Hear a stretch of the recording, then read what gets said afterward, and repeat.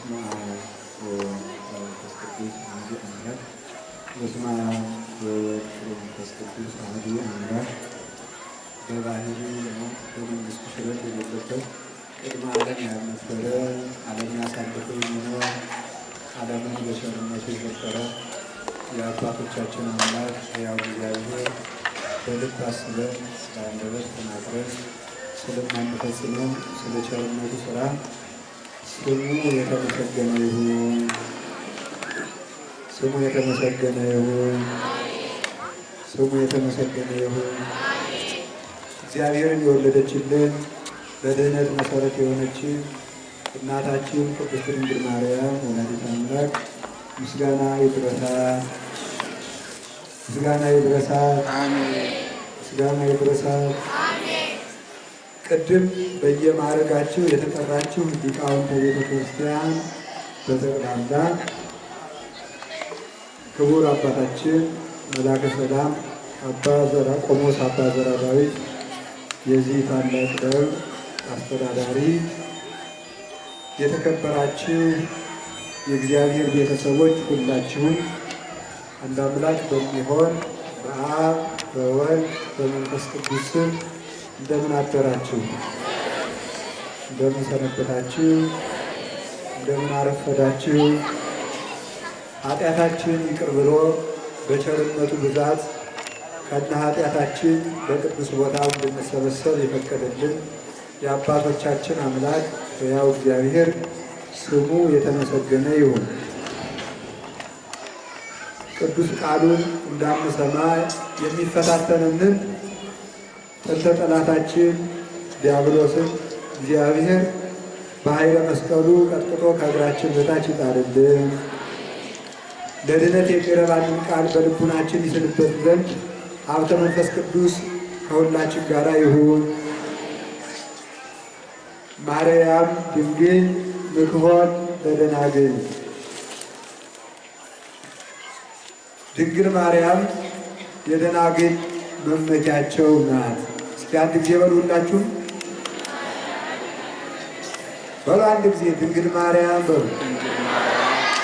የደናግል መመኪያቸው ናት።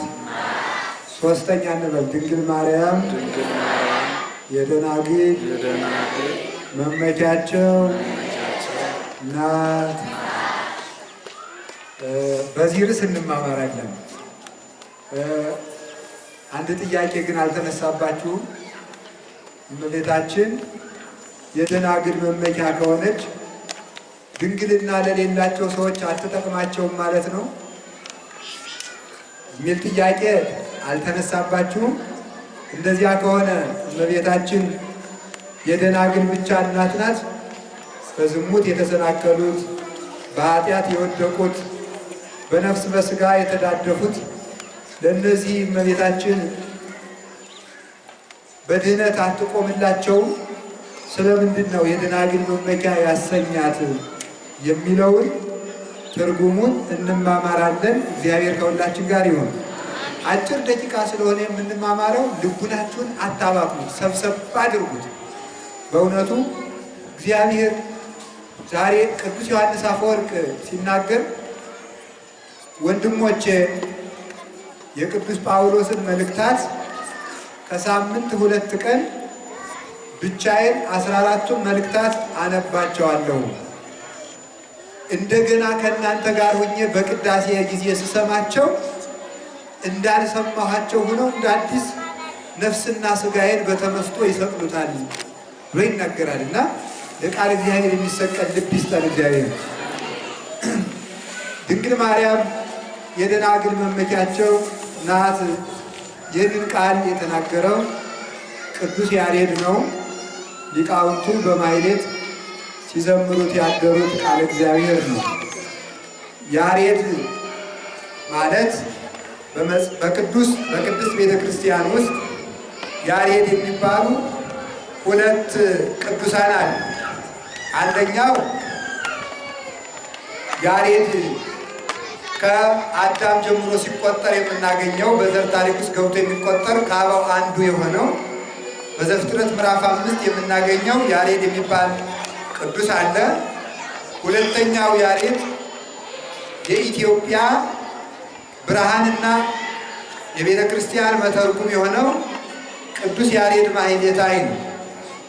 ያሬድ ማለት የስሙ ትርጓሜ ወሪድ ማለት ነው።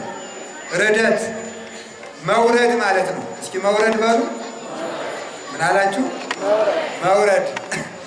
ሁለቱም ያሬዶች ያሬድ ተብለው የተጠሩበት ምክንያት በዘመናቸው የወረደ ነገር ስላለ ነው። በእነሱ ዘመን የወረደ ነገር ስለነበረ ከዚያ ተነስተው እናት አባቶቻቸው በመንፈስ ቅዱስ ተገልጦላቸው ያሬድ ብለው አውጥተውላቸዋል። በመጀመሪያው ያሬድ ዘመን ሰዎች ከጽድቅ ልዕልና ወደ ኃጢአት ጉድጓድ ስለወረዱ በዚያ ምክንያት ያሬድ ተብሏል።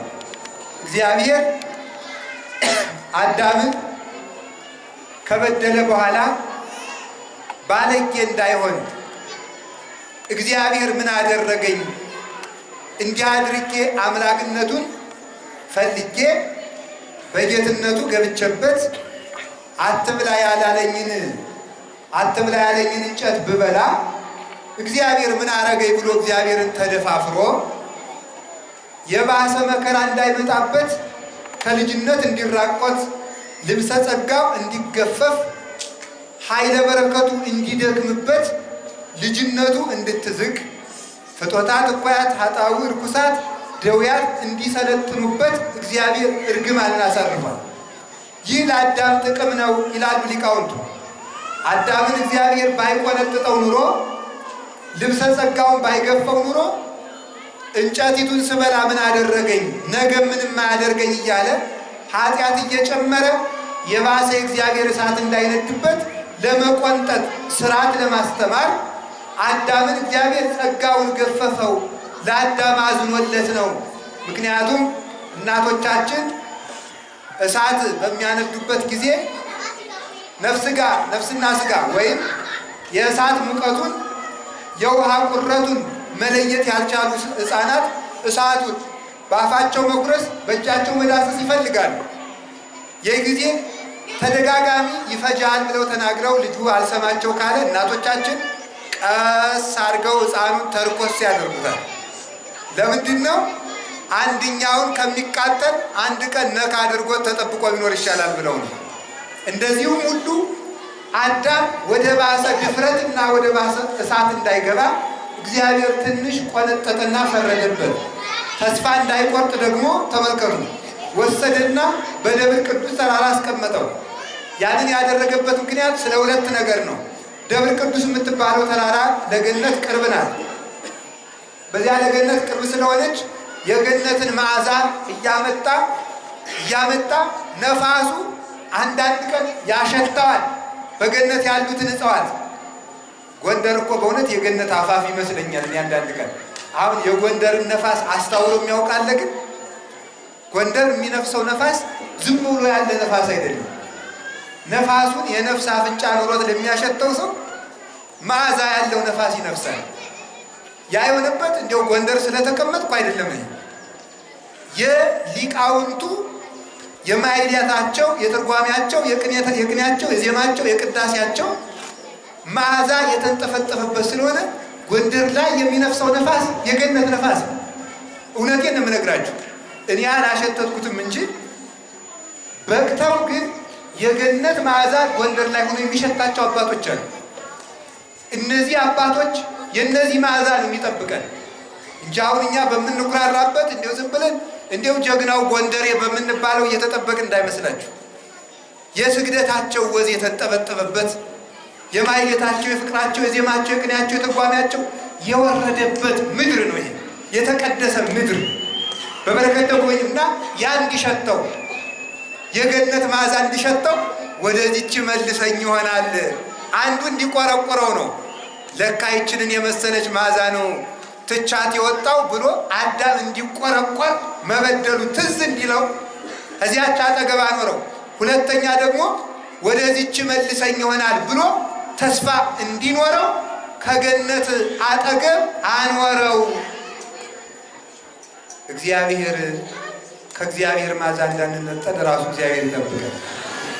ለዚህ ነው ቤተ ክርስቲያን አትራቁ። ሴቶችም የሴት ልማድ በምትሆንበት ጊዜ፣ ወንዶችም የሥጋ ነገር ውድቀት በገጠማችሁ ጊዜ መታችሁ ቅጥሩን ተሳልማችሁ ሂዱ እንጂ ዛሬ መግባት አልችልም ብሎ ከቤተ ክርስቲያን ስትቀሩ አንደኛውን ሰይጣን በዚያው ይዟችሁ ይጠፋል።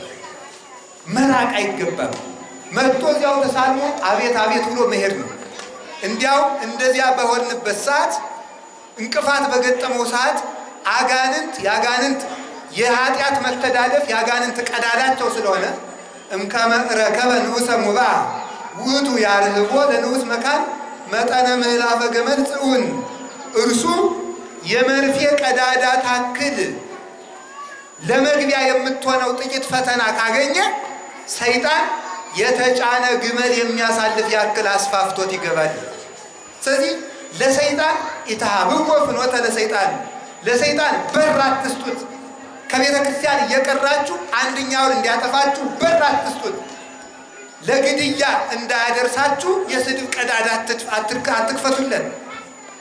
ተጻገው በበይናቲክሙ በከመ ጸገወክሙ እግዚአብሔር ይቅር እንዳላችሁ ይቅር ባዮች ሁኑ። ይቅር የማትሉ ከሆነ ግን ለሰይጣን የደም ማፍሰስ በር እየከፈታችሁለት ነው ይላል። ስለዚህ አንደኛውን አዳም እንዳይጠፋ ተስፋ እንዳይቆርጥ እግዚአብሔር በደብረ ቅዱስ አኖረው። ከዚህ እንዳትወርድ ብሎ ለልጆች ሁሉ አደራ አስጠብቃቸው። ከዚህ አትውረዱ። የቃየል ልጆች ብቻ በዚያ ነፍሰ ገዳዮች ብቻ በምድረ ፋይድ ይኑሩ፣ እናንተ ከዚህ አትውረዱ አላቸው። እስኪ አንድ ጊዜ ከዚህ አትውረዱ በሏቸው። በሉ የት አትውረዱ? ከዚህ አትውረዱ አላቸው። ሲያዝ ሴትም አደራ ሰጥቶ ሞተ። የአዳምን አጽም በመሃል አድርገው እየጸለዩ እያለቀሱ እዚያ በንጽህና በቅድስና ኖሩ። ሲያያዝ ከያሬድ ጊዜ ደረሰ። ከያሬድ ሲደርሱ የቃየል ልጆች ሴቶች ልጆች የልጅ ልጆች ብዙ ሴቶች ተወለዱ። እነዚህ ባል ጠፋ። ምክንያቱም የሴት ልጆች ወርዳችሁ እንዳትጋቡ ተብለዋል። ባል ሲጠፋ አይደረስ እኮ ነው ጎበዝ። መዝፈን ጀመሩ። ሊቃውንት ምን ይላሉ? መብል ያለ ስራ ከተበላ ደም ይበዛል። ደም ሲበዛ አውጡኝ አውጡኝ ይላል ይላሉ ሊቃውንቱ ሲተረጉሙ። ደም ሲበዛ ሰው ቁጭ ብሎ እየበላ የሰው ልጅ ከኃጢአት መጠበቅ ከፈለገ ወይ ምግብ መቀነስ አለበት፣ ግጥም አድርጎ ከበላ ደግሞ ግጥም አድርጎ መስገድ አለበት። ከሁለቱ ካልሆነ ግን ኃጢአት እያንጓለለ ይወስዳል። አንድ የቤተ ክርስቲያን ሊቅ እንዲህ ብሎ ይናገራል። በቀን 3 ጊዜ የሚበላ እንስሳ ነው። በቀን 2 ጊዜ የሚበላ ሰው ነው። በቀን 1 ጊዜ የሚበላ መልአክ ነው። በቀን 3 ጊዜ የሚበላ ምንድን ነው? በሉ እንጂ 2 ጊዜ የሚበላ ሰው፣ 1 ጊዜ የሚበላ መልአክ። የትኛው ይሻላችኋል? አቤት መልአክ። ኧረ ፊት ሰው ሁኑ። ኩሸታችሁ እንደማምላክ መጀመሪያ ሰው መሆን አይቀድምም እንዴ? ሰው መሆን ይቀድማል። ስለዚህ ከዛሬ ጀምሮ ቁርስ ጋር ላጣላችሁ ነው የመጣው። ቁርስ የሚባል ነገር መጽሐፍ ቅዱስ ውስጥ ቁርስ የሚል የለም። ምሳ ግን አለ። ምሳ አለ፣ ክርስቶስ አብልቷል። እራት አለ፣ ቁርስ የለም። ለፈረንጆቹም ብሬክ ፋስት እያሉ ያው እንደምታውቁት ብሬክ መስመር ነው አይደል? ፋስቲንግ ጾም ነው። ስለዚህ ብሬክ ፋስት ጾምን መስመር ማለት ነው አይደለም? እንደምታውቁት። ስለዚህ ጾም የሚሰብር ነገር አታድርጉ። ለደዌ ሥጋ ለደዌ ነፍስ ትጋለጣላችሁ። እና ተመልከቱ፣ በዚያን ጊዜ ባላጡ እነዚህ ሰዎች ሰው ቁጭ ብሎ ከበላ ለኃጢአት ብቻ ነው የሚደረገው። የነገር ሁሉ የሰውነታችን ጠላት መብል ነው። እውነቴን ነው የምነግራችሁ። ሲበሉ ባልጠፋ ዘፈን እስቲ እንስፈንበት አሉ። ቢዘፍኑ ባላልከኛል። በዚያን ጊዜ የነበሩትን ነው ያልኩኝ፣ እናንተን አላልኩም። ቢዘፍኑ ባልጠፋ፣ ሲጠፋ ምን አደረጉ? እስቲ ራቁታችን ሆነን እንዝፈን አሉ። እንዲሁ አይደረስ እኮ ነው ማምላክ። እንግዲህ እንደው ገበሬው የሚተርተው ተረት በዚህ ብዙ ያስተምራል። የሀገራችን ገበሬ በሬና አህያ እንደው በዱሩ ሳር ሊለቅሙ ሄደው አህያ በላለችና ጥጋቧ ከመጠን ሲያልፍ እኔ ልጮህ ነው አለች። ኧረ ተይ ጅብ ይመጣል ይላት። እሺ ብላ ቆይታ እንደገና በጣም ጥጋቧ ሲፈላበት ባይሆን እንዲያው ትንሽ ቀስ ብዬ ልጩህ ብላ ተንፈስ ስትል የጅብ ልጅ ራሱን እየተላጨ ሰማ ይላሉ። እዚያ ቀጥሎ ያለው ለእናንተ ትቼዋለሁ። ስለዚህ የጥጋባችን ጥጋብ እውነቴን ነው። ጥጋብ ማለት ጮማ መቁረጥ፣ ጠጅ መጨለጥ፣ ቢራ መጠጣት ብቻ እንዳይመስለን። ውሃም ቢሆን ያለ መጠን ከሆነ ጥጋብ ነው ይላል መጽሐፍ። ካለ መጠን ከተጠጣ ውሃም ቢሆን ቆሎም ቢሆን አገዳም ቢሆን ገብስም ቢሆን ጥጋብ ነው። ሀገርን የሚያጠፋት ምንድን ነው? ጥጋብ። እስኪ ጥጋብ በሉ በሙሉ። ሁላችን አልጠገብንም? ጠግበናል። መነኮሳቱም ጥጋብ፣ ቄሱም ጥጋብ፣ ዲያቆኑም ጥጋብ፣ መምህራኑም ጥጋብ ፈልቶበት በቃ አሁን ብታዩ ሁላችን ጥጋበኞች ነው። በማይሌቱ ጠብ፣ በመቅደሱ ጠብ፣ በመድረክ ጠብ፣ በገዳም ጠብ፣ ባለትዳሩ ጠገባችሁ። ተክሊሉ ውሸት፣ ድንግልና ሳይኖረው በተክሊል ማግባት ይህ ሀገር አያጠፋም? ይሄ ጥጋብ አይደለም? እግዚአብሔርን መዳፈር። ቅዱስ ሥጋውን ክቡር ደሙን ትቀበሉና በሳምንቱ የአንቺ ቁርባን የአንተ ቁርባን ትባባላላችሁ። ይህ ጥጋብ ነው። ይህ ጥጋብ ነው። ያለ ጊዜያችን እንደ ቅጠል በሰይፍ እያስቀረደደን ያለ ጥጋባችን መስተካከል ልከኛ ሆኖ እኔ እንዲሁም በእውነት እግዚአብሔርማ በሽታ ሲያበጣ እንዲህ እንዲሆን ያው እግዚአብሔር በሽታ ያምጣ አያምጣ ቢባል ወይም እሱ እንደው ለኔ አይገለጥም እንጂ ተገልጦ ላምጣ ቤት ጫምር ነበር። ምክንያቱም ለምንድነው ታውቃላችሁ? ጠግበናል። ሰው እኮ እንደው አሁን ደህና አደርክ ሲሉት እግዚአብሔር ይመስገን፣ ደህና አደርክ ሲሉት አማን ነው የሚለው። አሞት ውሎ ሲያደርግን ደህና ናችሁ ተመስገን ነው እግዚአብሔር ይመስገን ይላል። ሲያምርበት ይውላችሁ። ደዌ የማያለሰልሰው አለ? ያሰላል። ስብከት ያላሰላውን ሰው መከራ ያሰለዋል። በስብከት ያልተመለሰ ሰው በመከራ ነው የሚመለሰው። እነዚህ ሰዎች ጠገቡ፣ ራቁታቸውን ዘፈኑ። እነዚያ የሴት ገላ አይተው አያውቁም፣ ተራቁቶ አይተው አያውቁም። እና ተመልከቱ፣ ይኸው ዛሬ ሴቶቹ ራቁታችሁን የምትሄዱ ጠገባችሁ አይደለም? ጥጋብ የእነዚያ ሴቶች ነገር እኮ ነው። ጥጋባችሁ ራቁታ በእግራችሁ ስትገለጡ፣ በደረታችሁ ስትገለጡ ምን ሆናችሁ ነው እንዲህ የሚያደርጋችሁ? እውነት ይህ ጥጋብ አይደለም? ይሄ ሰው ይልኝ የምትሉትን አካል በእሳት የሚያቃጥል እምነት የለሽ እየመጣ ነው። በገጀራ የሚያርድ ነፍሰ ጡሪቱን ከነ ልጇ የሚያርድ ሕፃናትን አውጥተው የሚጥሉ እየመጡ ነው። ይህን ምን አመጣው?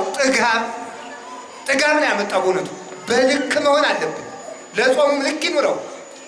እስቲ ዘፈኑን ይዩት። ሰሞኑን የጥምቀት በዓል የመስቀል በዓል የጥምቀት በዓል ጎንደርን የሚመስል የለም። ግን አብዛኛው የሚከበረው በምን ዘፈን ድልቂያ። መስቀል እኩል ይሆናል ዘፈን አይስማማም። ማምላክ መስቀል ብሎ ዘፈን አለ? መስቀል ብሎ ለቅሶ፣ መስቀል ብሎ ሞት፣ መስቀል ብሎ ስቃይ፣ ችንካር፣ መከራ፣ በጦር መወቃት፣ እርኩስ ምራቅ ተተፋበት አሏችሁ እንጂ ሲቸነከር ተዘፈነለት ተብሏቸዋል። ዘፈናችን መጥፋት አለበት። በዘፈን ደስ የሚለው እግዚአብሔር የለም። በዓመት በዓል እያመካኙ መስቀል፣ በዓመት በዓል እያመካኙ መዝፈን፣ መደነቅ፣ ያለ መጠን መብላት፣ ስራ ፈትነት። እስቲ ይሁት ተመልከቱ። ክርስቲያኑ ስራ ፈት አልሆነ። ቢጫ ወንበር እኔ አለ በመኪና ሰር በከተማ እኔ እውነት እግዚአብሔር ምስክሬ ነው ገብቻ አላውቅም። እንደዚህ ያለ ግን ቢጫ ወንበር የሚደረግበት ቤት አለ። እንደው ባህር ዳርም ሳይሆን ጎንደር አብዛኛው ቢጫ ወንበር ያለበት ስጠይቅ ነበር። ምንድን ነው ሲባል ደህና አድርጎ የሚበላበትና ደህና አድርጎ የሚጠጣበት ነው አሉ። እዚያ ቁጭ ብሎ እንደምንም ፈላልጎ ቋጠሮም ተሸክሞ እዚያ ቁጭ ብሎ ሲበላ ዝም ብሎ እንደ ግንድ ነው የሚሆነው። ስራ አትሰሩ ወይ አትጸድቁ ወይ ደግሞ እንደው ሰርታችሁም ስጋችሁም አልሆነለት ለሀገርም አትሆኑ። ምን ልስደባችሁ እንጂ ጥሩ ነው አይደል? አመስግኛችሁ ሰይጣን ከሚያጠፋችሁ ሰድቢያችሁ ብትጸድቁ ይሻላል። ስለዚህ ተመልከቱ፣ ስራ ፈትም እየሆነ ነው። ስራ ሲፈቱት ራቁታችንን ሆና እነዚያ የሴት አካል አይታወቁ ነበርና ምንድን ነው የምንሰማው አሉ። ገነት ማደብር ቅዱስ የነበሩት ነው። ምንድን ነው የነገር አሉ። ኋላ ይኸውላችሁ የኃጢአት ምንጮች የሚባሉት መብል፣ ጆሮና አይን ናቸው። ሰው ከበላ መስማት ይፈልጋል፣ ከሰማ ማየት ይፈልጋል፣ ካየ መዳሰስ ይፈልጋል፣ ከዳሰሰ ኃጢአት መስራት ይፈልጋል። የሰማውን ማየት ይፈልጋል፣ ያየውን መዳሰስ ይፈልጋል። አዩን። እስቲ ምንድን ነው አሉ። ለዚህ ነው አጥምሙ አእዛኒክሙ ያለ ጌታ። ጆሮህን ዝጋ፣ ጆሮአችሁን ለረባ ላልረባ አትክፈቱት፣ አይናችሁንም ዝጉ። ከዚያ በኋላ ሰሙና ቢወጡ ራቁታቸውን እየዘፈኑ ንዑንን ሰዓታተለ ለርስን ኑ እንግዲህ አንዳንዷን እንዝና ኃጢአት እንስራ ብለው ወረዱ። እንደ መላእክት በንጽህና ይኖሩ የነበሩት ወረዱና የመላክ ጠባይ የነበራቸው ሰው በቅድስናው መልአክ ሲሆን ሰው በርኩሰቱ እንስሳ ይሆናል፣ በትዕቢቱ ሰይጣን ይሆናል። ከመላእክት ንጽህና ወርደው ሰው ሆኑ፣ ከሰው ወርደው እንስሳ ሆኑ፣ ከእንስሳ ወርደው ሰይጣን ሆኑ። አንዲትን ሴት ለ7 ወንድ፣ 7 ሴቶች ለ1 ወንድ። ከዚህ አልፎ ከመሬቱ ጋር ኃጢአት ይሰሩ ነበር። ከመሬቱ ጋር ከእንስሳው ጋር የዝሙት ፈቃዳቸውን ይፈጽሙ ነበር። መሬት አፍ አውጥታ ከሰሰቻቸው። እግዚአብሔርም እንዲህ አለ፣ እነዚህ ሰዎች ይላል ተመልከቱ፣ እስመ ሥጋ እሙንቱ፣ እነዚህ ሥጋ ናቸውና በእነዚህ ላይ መንፈሴ አይኖርም። እስኪ አንድ ጊዜ ሥጋ ናቸውና በሉ። ምን አላችሁኝ? ሥጋ ናቸውና በሉ፣ መንፈሴ በእነዚህ ላይ አይኖርም። ምንድን ናቸውና? አሁን የእግዚአብሔር መንፈስ ከኢትዮጵያ ርቆ ይመስላችኋል? የምናርቀው ግን ሥጋ ሆነን፣ ሁሉም ለሥጋ ሆነ። ቆብም ለሥጋ ሆኗል፣ ቀሚስም ለሥጋ ሆኗል፣ ሻሽም ለሥጋ ሆኗል፣ መስቀልም ለሥጋ ሆኗል። ሁሉም ለሥጋ ነው። ትምህርትም ለሥጋ ሆኗል። ሌላውም በቃ እዚህ ይብቃ አይደል? እዚህ ላይ ቢበቃ ይሻላል። ሁሉም ለሥጋ ሆነ፣ ለነፍስ የለም። ከቃሉ ጋር ናችሁ? ከቃሉ ጋር ናችሁ? እናንተ አሁን እዚህ ሁሉ የምታስቀድሱት 90% ጸሎታችሁ ለሥጋ ነው። ጠብቀኝ ጌታ፣ አውጣኝ አውጣኝ አውጣኝ፣ የእንቅፉ ዘመን አውጣኝ አውጣኝ፣ በቃ ለሥጋ ነው። ወይም አብላኝ አብላኝ አብላኝ ነው። ወይም ውጭ ሀገር ያለችውን ልጄን ጠብቅልኝ ጠብቅልኝ፣ ሌላ የለውም። ሆድ ነው ተጠቅሎ በቃ ሥጋ ናቸውና። እስኪ ሥጋ ናቸውና በሉ። መንፈስ ከየት ይምጣ? መንፈስ እግዚአብሔር እንዲያድርብን ከሥጋ ወደ መንፈስ ከፍ ማለት ይገባል። ሥጋ ሆኑ መሬትም እነዚህን መሸከም አልፈልግም፣ ጌታዬ የሰጠኝ አደራ ናቸው፣ ካንተ ትእዛዝ አልተላለፍም፣ አሁን ግን እነዚህን መሸከም ከበደኝ ብላ መሬት ከሰሰች ይላል። መሬት ስትከስ ነው ሕዝብ እንደ ቆሻሻ በገጀራ የሚጠረግ። መሬት እነዚህን አልተሸከምም፣ ንጹሕ አይደሉም ስትል እግዚአብሔር ሕዝቡ የራሱ ሕዝብ እንደ ቆሻሻ እንዲጸዱ እንዲጠረጉ ያደርጋል። አሳልፎ ለመከራ ይሰጣል። ከቃሉ ጋር ናችሁ? ወረዱ። 3 ሰዎች ብቻ ቀሩ። እዚያው 3 ሰዎች ብቻ ሲቀሩ ሌላው ጨርሶ ወረደ። ከዚያ በኋላ እነዚህ ተጋቡና ከላይ የወረዱት ከታች የተገኙት የቃየል ልጆችና የሴት ልጆች ሁለቱ ተጋቡና ምን ይወለዳሉ? ቁመታቸው 3000 ክንድ ሰዎች። አይድረሱ ራይት ይባላሉ፣ ንፍሊም ይባላሉ። ንፍሊም ሲል ረጃጅሞች ማለት ነው። ራይት ማለት የቁጣ ልጆች። አጭሩ ደግሞ ከሽምብራ ጥላ ይጠጋል ይላል። ይገርማል። ሽምብራ ታውቃላችሁ? አጭሩ ከሽምብራ ጥላ እንግዲህ ምን ያደርጋል? አይሸከም፣ ቆፍሮ ያበላል፣ አያርስ። ከሽምብራው በታች የሆነ ሰው ሽምብራውን የታሉ ኮተኮቷል። ስለዚህ ተመልከቱ፣ እንዲህ ያለ ጉድ ተወለደ። ይኸውላችሁ ረጃጅሞቹ በልተው መጥገብ አቃታቸው። እንኳን በ3000 ክንድ ሆድ እንደው በ3 ክንዱ የሚገባ ጠፍ እየጠፋ ነው። 3000 ምን ይብላል? የዚህ ጊዜ ምግብ ትተው እናት አባታቸውን ስጋቸውን እየቆረጡ የሚበሉ መብላቸው ነው። ዛሬም አባቱን እናቱን ሽጦ የሚበላ ትውልድ መጥቷል። ቤተክርስቲያንን ሽጦ የሚበላ፣ ታቦት ሽጦ የሚበላ ነጋዴ፣ በእግዚአብሔር ስም የሚነግድ ትውልድ ነው የመጣው። እነዚህ ሲመጡ ከዚህ በኋላ ተመልከቱ፣ ዕፀ መሰውርን ከሰይጣን ተማሩ፣ ርቀትን ከሰይጣን ተማሩና መሰወር ጀመሩ። አዛዜል የሚባለው እንደውም አንድ ቀን ሄዶ ፀሐይን ጋረዳት ይላል። እንዴ ይገርማል። ፀሐይን የሚጋርድ መጣ። ቅዱስ ሚካኤል እንደው ገፋ ቢያደርገው ወደቀና የቅዱስ ሚካኤል ኃይል ቢያቃጥለው ውቅያኖሱን ቢጠጣው 1 ክንድ ዝቅ አደረገው ይላል። ሆዱ አንድ ክንድ ውቅያኖስን አንድ ክንድ በቃኝ የማይል እንደዚህ ያሉ ተወለዱ። እነዚህ ርቀትን ከአጋንንት ተማሩ። ደም ማፍሰስን፣ ንቅሳትን፣ ጥፍር ማሳደግን፣ ቀለም መቀባትን፣ ዝሙትን፣ እንዲህ ያለው ነገር ቀይ ወረቀት ነጭ ወረቀት ማለትን፣ ጥንቆላን፣ ስራይን፣ ሟርት ማድረግን፣ መሰወርን እንዲህ ማድረግን በሙሉ አስተማሯቸው። ከዚያ በኋላ በዚህ ተሰውረው ባህር የገባሉ፣ በየብስ የሚኖሯሉ። ዛር የሚባሉት ጅን የሚባሉት እነዚህ ናቸው። ይወላችሁ የእነዚህ ዘሮች ናቸው። ዛር ጅን የሚባሉት ይሞታሉ፣ ያገባሉ፣ ይዋለዳሉ። ከቃሉ ጋር ናቸው። በእነዚህ ምክንያት ዓለም በንፍር ውሃ ጠፋ። እነዚህ ባስተማሩት ኃጢአት ዓለም በንፍር ውሃ ጠፋ። በዚህ ዘመን ሌሎቹ ወርደው እሱ ግን በልልና ስለቀረ ያሬድ ማለት መውረድ ተባለ። እስኪ መውረድ በሉ። በእኛ ዘመን ምን ያልወረደ ሰው አለ? ሁሉም ወርዷል። ከፍ ካለበት ጸሎት ወርዶ ወደ ዘፈኑ ገብቷል። ከሃይማኖት ወርዶ ወደ ጥንቁልና ገብቷል። ከድንግልና ወርዶ ወደ ዝሙት ወርዷል። ከአንድነቱ ወርዶ ወደ ድንግልነት ወርዷል። ወርደናል። ጨርሰን ወርደን አውሬ ወርዶ ሰው ወርዶ እንዲሁ እንስሳማ ጥሩ ነው። በሬስ ታርዶ ይበላል። ፍየልና በግ ይታረዳል። እባብ ለምን ይጠቅማል? ለምንም አይጠቅም። አውሬ ወደ አውሬነት በሰው ደም እጁን የሚታጠብ ሰው መጣ። እንግዲህ በዚህ ምድር ሰው ወደ አውሬነት ወረደ። በእግዚአብሔር መልክ የተፈጠረ የሰው ልጅ ወደ እባብነት ወደ ዘንዶነት ወረደ። ወደ ጅብ ሆነ።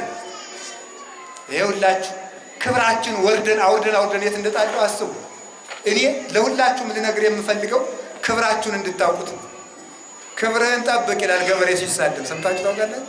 ክብርህን ጠብቅ ይላል። ዋ ይላል እነግርሃለሁ ይላል። እስቲ ክብርህን ጠብቅ በሉ። አዎ እናንተን እነግራችኋለሁ። ክብራችሁን ጠብቁ። ክብር አላችሁ።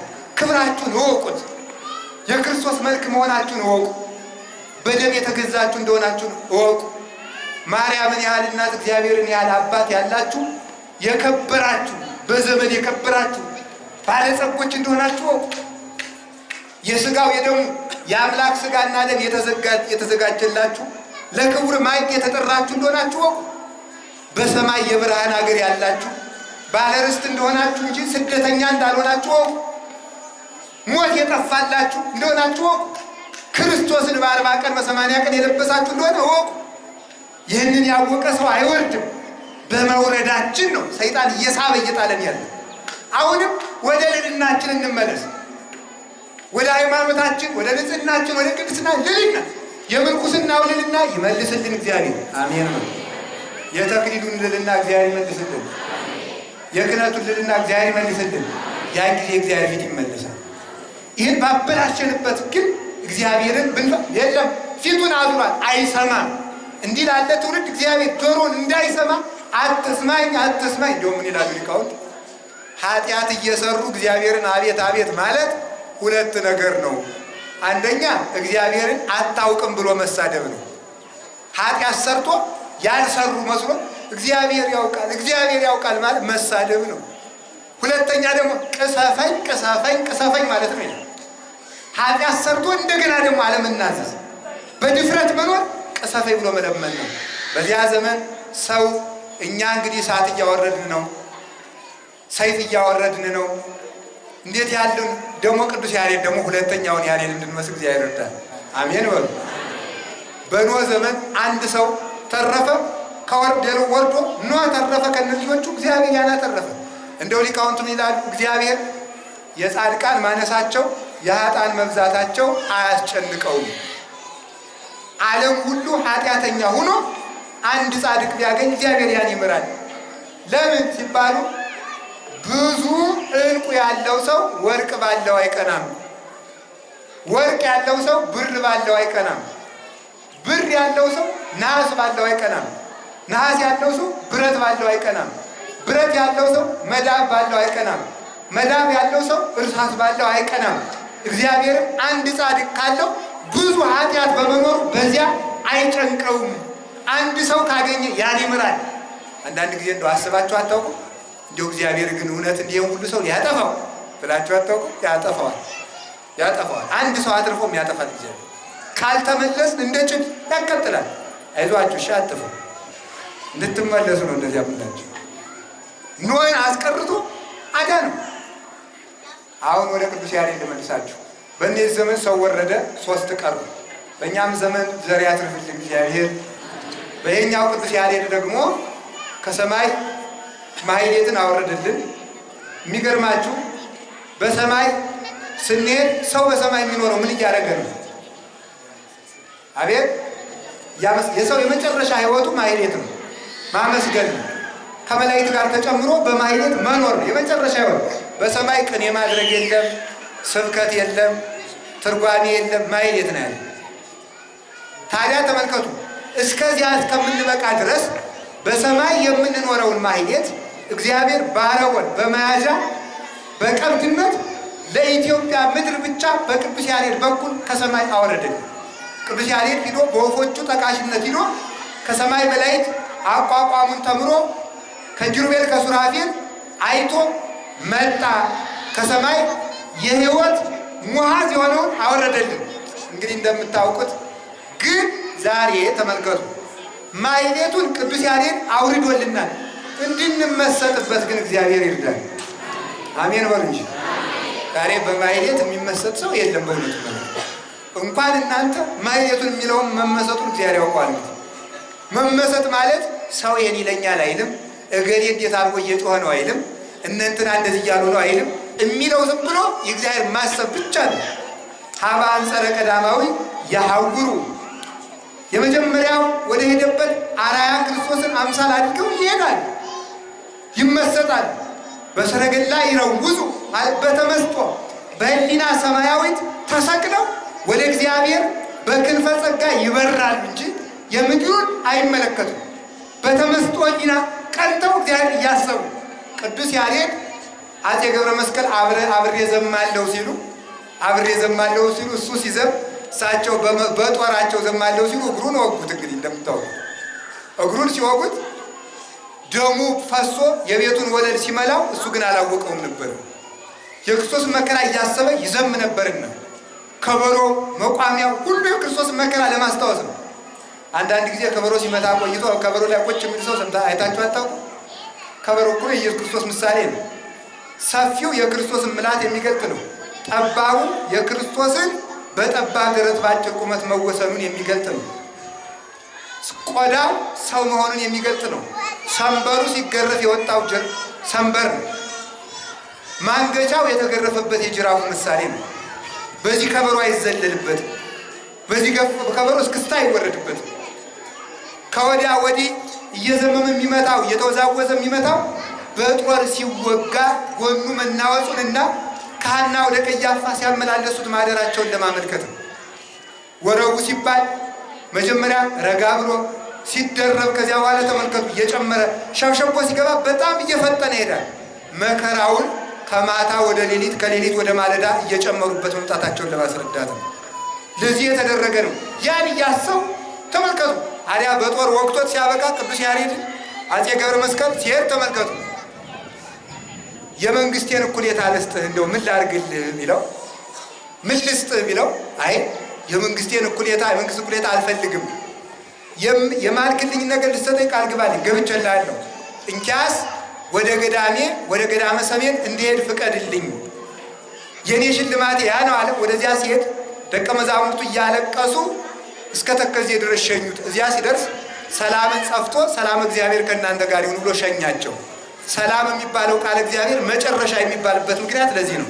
ቅዱስ ያሬድ የእግዚአብሔር ሰላም ከእናንተ ጋር ይሁን ብሎ የሸኘበት የቃል እግዚአብሔር ክፍል ስለሆነ ነው። ይኸው እዚህ ጥጋችን ያለ እንግዲህ እዚህ ገዳም እየሄዳችሁ ሁላችሁም በሞት አንድ ቀን እንኳን አልቅሳችሁ እስኪ ወንዶችም ሴቶችም እንደምንም አዝግማችሁ ሂዳችሁ እዚያ በረከት ተቀብላችሁ ነው። እና የቤተ ክርስቲያን ትጥቋ ቅዱስ ያሬድን በዜማ ብቻ ሳይሆን በትርጓሜ የሚተካከለው ሊቅ ያሬድን የሚመስል ጎርጎርዮስ ያልተናገረውን ቄርሎስ ያልተናገረውን የተረጎመ ሊቅ ነው። የቅዱስ ያሬድ በረከቱ ይደርብን እና ቅዱስ ያሬድ እንግዲህ ለቅዱስ ያሬድ በሩ ማናት? እመቤታችን ቅድስት ድንግል ማርያም ናት። ድርሰት ሲጀምር ተመልከቱ። የጀመረው በቅድስት ድንግል ማርያም ቃል የጀመረው አንቀጸ ብርሃን ብሎ የብርሃን በር ነሽ ብሎ በዚያ ጀመረ። ቀዳሚሃ ለጽዮን ሰማየ ሳረረ ወዳግም አርአዮ ለሙሴ ዘከመ ይገብር ግብራ ለደብተራ ብሎ ስለ ቅድስት ድንግል ማርያም ዘምሮ አንቀጸ ብርሃንን ጸልዮ አክሱም ጽዮን ገብቶ አንድ ክንድ ከፍ ብሎ ከመሬት ከፍ ብሎ ጸልዮ ነው ድጓውን ዝማሬውን ሌላውን ብሉ ያወረደው ከዚያ በኋላ ነው። ስለዚህ እንደ ቅዱስ ያሬድ እናታችን ቅድስት ድንግል ማርያምን በር አድርገን ከመላእክት እንድንጨመር እግዚአብሔር ይርዳን። አሜን በሉ። አቡነ ዮሴፍ ኢትዮጵያዊ የሚባሉ አሉ። ላሊበላ አካባቢ ነው ደብራቸው ያለ። እሳቸው ከቅዱስ ያሬድ ገዳም ሂደው በድንጋይ ላይ በዋሻ ላይ የተጻፈችውን የቅዱስ ያሬድ የመጀመሪያ ድርሰት አንቀጸ ብርሃን የምትባለውን ጸሎት አንብበው ጸልየው ለብዙ ጸጋ ክብር በቅተው አሁን ዛሬም ከላሊበላ ትንሽ ራቅ ብሎ የሚገኝ ቦታ ነው አቡነ ዮሴፍ ደም። እዚያ ለአልጋ ቁራኛ የሚሆን አለ፣ የሚሆን ጸበል አለ፣ ለካንሰር የሚሆን አለ፣ ለሁሉ የሚሆን ጸበል አለ። የሚገርመው የእሳቸው ጸበል አልጋ ላይ ተኝተው ወይ አይሞቱ ወይ አይድኑ፣ ብዙ አስታማሚ ማሰቃይተው እነሱ የሚሰቃዩ ሰዎች ለአልጋ ቁራኛ ተብሎ ብቻ የፈለቀ ጸበል አላቸው። ያንን አምጥተው ሲረጩት በጻይረ ሞት በኃጢአታቸው ምክንያት የማይጠቅም ዕድሜ ኑሮባቸው የሚጨነቁትን ያን ሲረጯቸው እግዚአብሔር በረድኤቱ ጎብኝቶ ከመከራ እንዲያርፉ ቶሎ በሞት እንዲገላገሉ ያደርጋቸዋል። እንደገና ዕድሜ ያላቸው ከሆኑ ደግሞ ተመከሩ ወዲያው እንዲነሱ ያደርጋቸዋል። ለዚህ ሁሉ ክብር የበቁት ዝንጀሮ የገዘቱ ሰውና ዝንጀሮን በሽምግልና ያስታረቁት አቡነ ዮሴፍ ለዚህ ሁሉ ክብር የበቁት ከቅዱስ ያሬድ ገዳም ሂደው ከድንጋይ ላይ የተጻፈችውን የቅዱስ ያሬድን አንቀጸ ብርሃን ጸሎት አንብበው ነው። ሃይማኖት ካላችሁ አንቀጸ ብርሃን ዛሬ እጃችሁ ናት። ያ ሊቅ ከመላእክት ጋር ተገናኝቶ መጥቶ መላእክትን አይቶ ከነሱ ጋር አሸብሽቦ መጥቶ ከመሬት ክንድ ሙሉ ከፍ ብሎ ከታቦተ ጽዮን ፊት የዘመራትን አንቀጸ ብርሃንን በእጃችን ጽፈን ይዘን እንደቀላል እናያታለን። እሷን ጸልያችሁ ምንም የሚነካችሁ ነገር የለም። እውነቴን ነው የምነግራችሁ። የቅዱስ ያሬድ በረከቱ ይደርብን። እንግዲህ እንደዚህ ካልኳችሁ ወደ ትምህርቱ እንምጣና ማርያም ድንግል ምክሆን ለደናግል ይእቲኬ ቤተ ምሳል ዘአስተአጸቡ ታቀልል። ድንግል ማርያም የደናግል መመኪያቸው ናት። ድንግል ማርያም የደናግል መመኪያቸው ናት ብሎ ይናገራል። የዛሬው ቃል እግዚአብሔር ነው። ድንግል ማርያም እስኪ ድንግል በሉ። ምን አላችሁ? ድንግል ምን ማርያም። ድንግል የሚለው ቃል ለእመቤታችን ሲሰጥ ከነገር ሁሉ በላይ ነው። የእመቤታችን ድንግልናዋ ሶስት ድንግልና አላት ይላሉ ሊቃውንቱ። የቃል ድንግልና፣ የሥጋ ድንግልናና የሕሊና ድንግልና አላት ይላሉ ሊቃውንቱ። እስኪ የሥጋ ድንግልና በሉ። የቃል ድንግልናና የሕሊና ድንግልና አላት እመቤታችን። የሥጋ ድንግልና እንደምታውቁት ከወንድ መጠበቅ ብቻ ሳይሆን ተመልከቱ፣ አምላክን በድንግልና መጽነስ፣ በድንግልና መውለድ፣ ከወለዱም በኋላ ድንግል ሆኖ ለዘላለም ታትሞ መኖር ለብቻዋ የእሷ ብቻ ድንግልና። ተመልከቱ፣ ድንግል ኅሪት ዘነበርኪ ውስተ ቤተ መቅደስ ያላት ስለዚህ ነው። በቤተ መቅደስ የኖርሽ ብቸኛይቱ ምርጥ ድንግል አንቺ ብቻ ነሽ ነው። ምርጥ ድንግል በንጽህና ያጌጥሽ። ያኛው በቤተ መቅደስ የምትቀመጠው ታቦት በወርቅ በርቅ እንደምትለበቅ ንጽህናን ጌጥ አድርጋ የኖረች ድንግል እመቤታችን ቅድስት ድንግል ማርያም ነው። የሥጋ ድንግልና። የቃል ድንግልና ይገርማቸዋል። ሰው በአፉ ይላል አንድ ደራሲ 35 አይነት ኃጢአቶችን ይሰራል። በአፉ ብቻ 35 አይነት ኃጢአቶችን ይሰራል በትንሹ።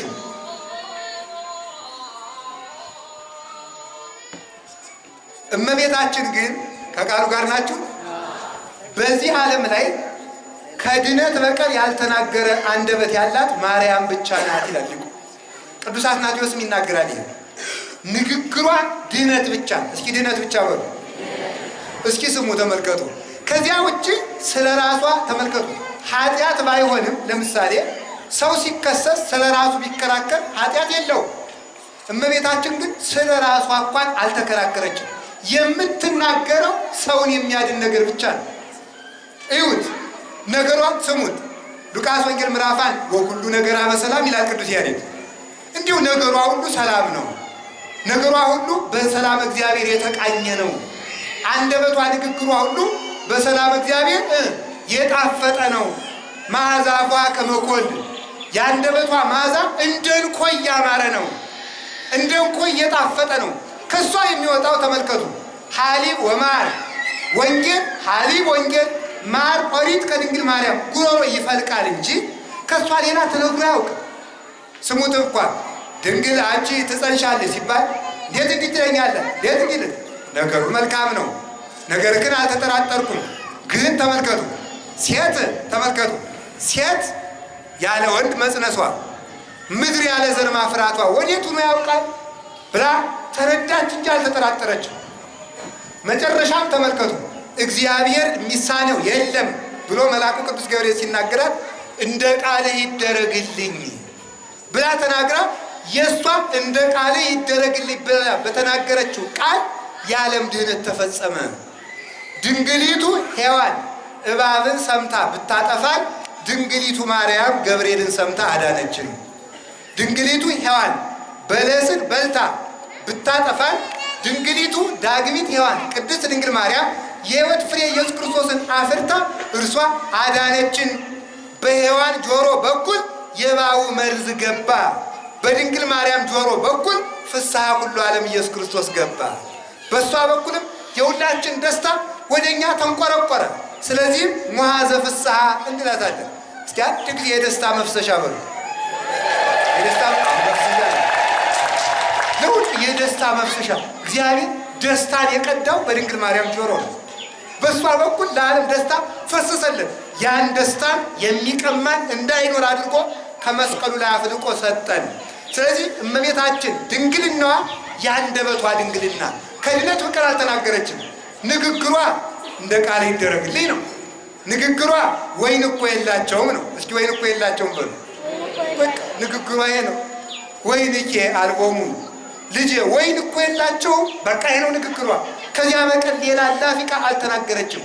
አንደበቷ የተመረጠ ከባቷ ከቤተ መቅደስ ወጥታ የማታውቅ ከመልካም በቀር ክፉ ያልወጣት እውነትን ከመናገር በቀር ለሐሰት ተመልከቱ ሌሎችንም ተራ ነገሮች ያላዳመጠች የአንደበት ድንግልና ያላት ተመልከቱ።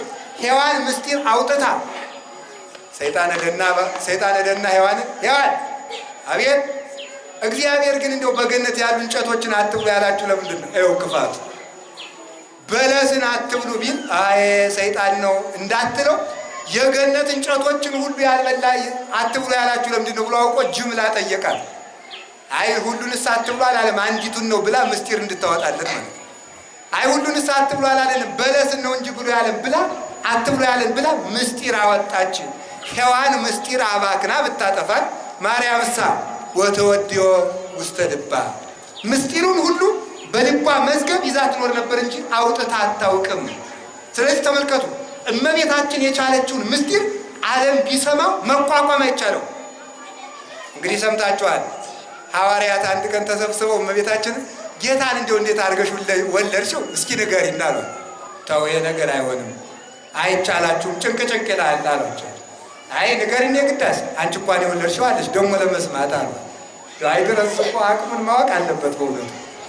ከዚያ ተመልከቱ አይ እንግዲህ ነገር ጭንቅ ይለኛል እምቢ ካላችሁ ቸር ናት መቼም እሷ ቸርቲ ዲባበ ሁሉም ቅዱሳን ለሁሉም ቅዱሳን ቸር ስለሆነች ኧረ እኔ አልናገርም ማለት ባሉ እንግዲህ እጄን እግሬን ያዙኝና ልንገራችሁ ጭንቅ ይላል ነገሩ አለቻቸው። ተሰበሰቡ ከበቡ። ኋላ ወመጻ ብሩህ መልአክ ቀድሞ ከማውቀው መልአክ የተለየ ብሩህ መልአክ መጣ አለቻቸው። ወገሰሶ ተመልከቱ አጽፎ ዘየማን ወገሰሰ አጽፎ ዘየማን ወኮነ ህብስተ ሕይወት በሊኦ አብላኒ ቀኝ ክንፉ እንዳሰሰ ህብስተ ሕይወት ሆነ በልቶ አበላኝ። ግራ ክንፉ እንዳሰሰ ጽዋ ሕይወት ሆነ ጠጥቶ አጠጣኝ አለችና ካፊያ አረሰረሰኝ አለችና ደገኛውን ምስጢር ልታወጣ ስትል ቅዱስ ገብርኤል ከች አለና እናንተ አቅማችሁን አታውቁም። እሷ የምትሰማውን እሷ ብቻ የሰማችሁን ለእናንተ የማይቻላችሁን ምስጢር እንሰማለን ብላችሁ ይችን ዓለም ያለ ጊዜው አሳልፋችኋት ነበር ብሎ ግሩም ድምፁን ቢያሰማቸው እንደ ቅጠል እርግፍ አሉ፣ እንደ ሻሽ ተነጠፉ ይላል። ኋላ ሊቃውንቱ ደስ ሲሉ ከጀመረችውማ የጀመረችውን እንተርጉመው ብለው ተረጎሙ። ያልተናገረችውን አልነካኩም፣ በግምት ሃይማኖት አይሰራም። የጀመረችውን የነገረችንማ እንተርጉመዋልና ብሩህ መልአክ የተባለ ግሩም መልአክ የተባለ እግዚአብሔር አብ ነው። ቀኝ ክንፉ እንዳሰሰው ህብስተ ሕይወት ሆነ፣ ግራ ክንፉ እንዳሰሰው ጽዋ ሕይወት ሆነ፣ በልቶ አበላኝ ጠጥቶ አጠጣኝ ማለት ተመልከቱ፣ በባህሪው የሚወልደውን በባህሪዬ እንድወልደው አበቃኝ ብላ ማለቷ ነው ብለው ሊቃውንት ተረጎሙ። ወይም እሱ የበላውን ለእኔ እንድበላው አደረገኝ ማለት አብ ብቻውን የወለደውን እኔም ብቻዬን እንደወልደው አበቃኝ ማለቷ ነው ብለው ሊቃውንት ተርጉመውታል። ቅዱስ ያሬድ በዝማሬው ዘምሮታል። አላችሁ ከቃሉ ጋር ናችሁ። እግዚአብሔር ከሁላችን ጋር ይሁን። ይህ ድንግልና ለእሷ ብቻ የተገባት ነው። ከቃሉ ጋር ናችሁ። የአንደበቷ ድንግልና ወይን የላቸውም የሚል ምስጢር የሚጠብቅ ሰውን ከማዳን በቀር ያልተናገረች ስለሆነች የአንደበት ድንግልና፣ የጆሮ ድንግልና፣ የሁሉ ድንግልና፣ የታተመ ድንግልና አላት። ድንግልና የሚያስደንቀው የህሊና ድንግልና አላት። በህሊናዋ ኃጢአትን አስባ አልሰራውም ብላ የቀረች እንዳይመስላችሁ። ኃጢአት አስቦ የማያውቅ ህሊና ነው ያላት። እንዲህ ያለ ሀብት ለድንግል ማርያም ብቻ ነው። በዚህ መላእክትን ትበልጣቸዋለች ይላሉ ሊቃውንቱ። መላእክትን ትበልጣቸዋለች። የድንግል ማርያም የህሊናዋ ድንግልና የመላእክትን ድንግልና ይበልጣል። የገብርኤል ድንግልና ኃጢአት አስቦ አያውቅ፣ የሚካኤል አስቦ አያውቅ። ታዲያ በምን በለጠቻቸው ይባላል ሲባሉ ሊቃውንቱ ይላሉ፣ ገብርኤል ኃጢአት ባያስብ፣ ሚካኤል ኃጢአት ባያስብ በጥሩ ከተማ እየኖሩ ነው። ኃጢአት በሌለበት ከተማ እየኖሩ በሰማይ እየኖሩ። ማርያም ግን ኃጢአት እንደ ድግስ በሚደገስበት ዓለም ሆና ኃጢአትን ከመስራት ይልቅ ከመናገርም ይልቅ ማሰቡን እንኳን ያላሰበች ንጽሕት ህሊና ያላት እሷ ብቻ ነው። ስለዚህ እታች አመጣዋል ሊቁ እንደዚህ ስለሆነች አለ በድንግልናዋ ኢቲ ታፒም ኪሩቤል ወተፈደፍርም ሱራፌል ኪሩቤልን ሱራፌልን ትበልጣቸዋል።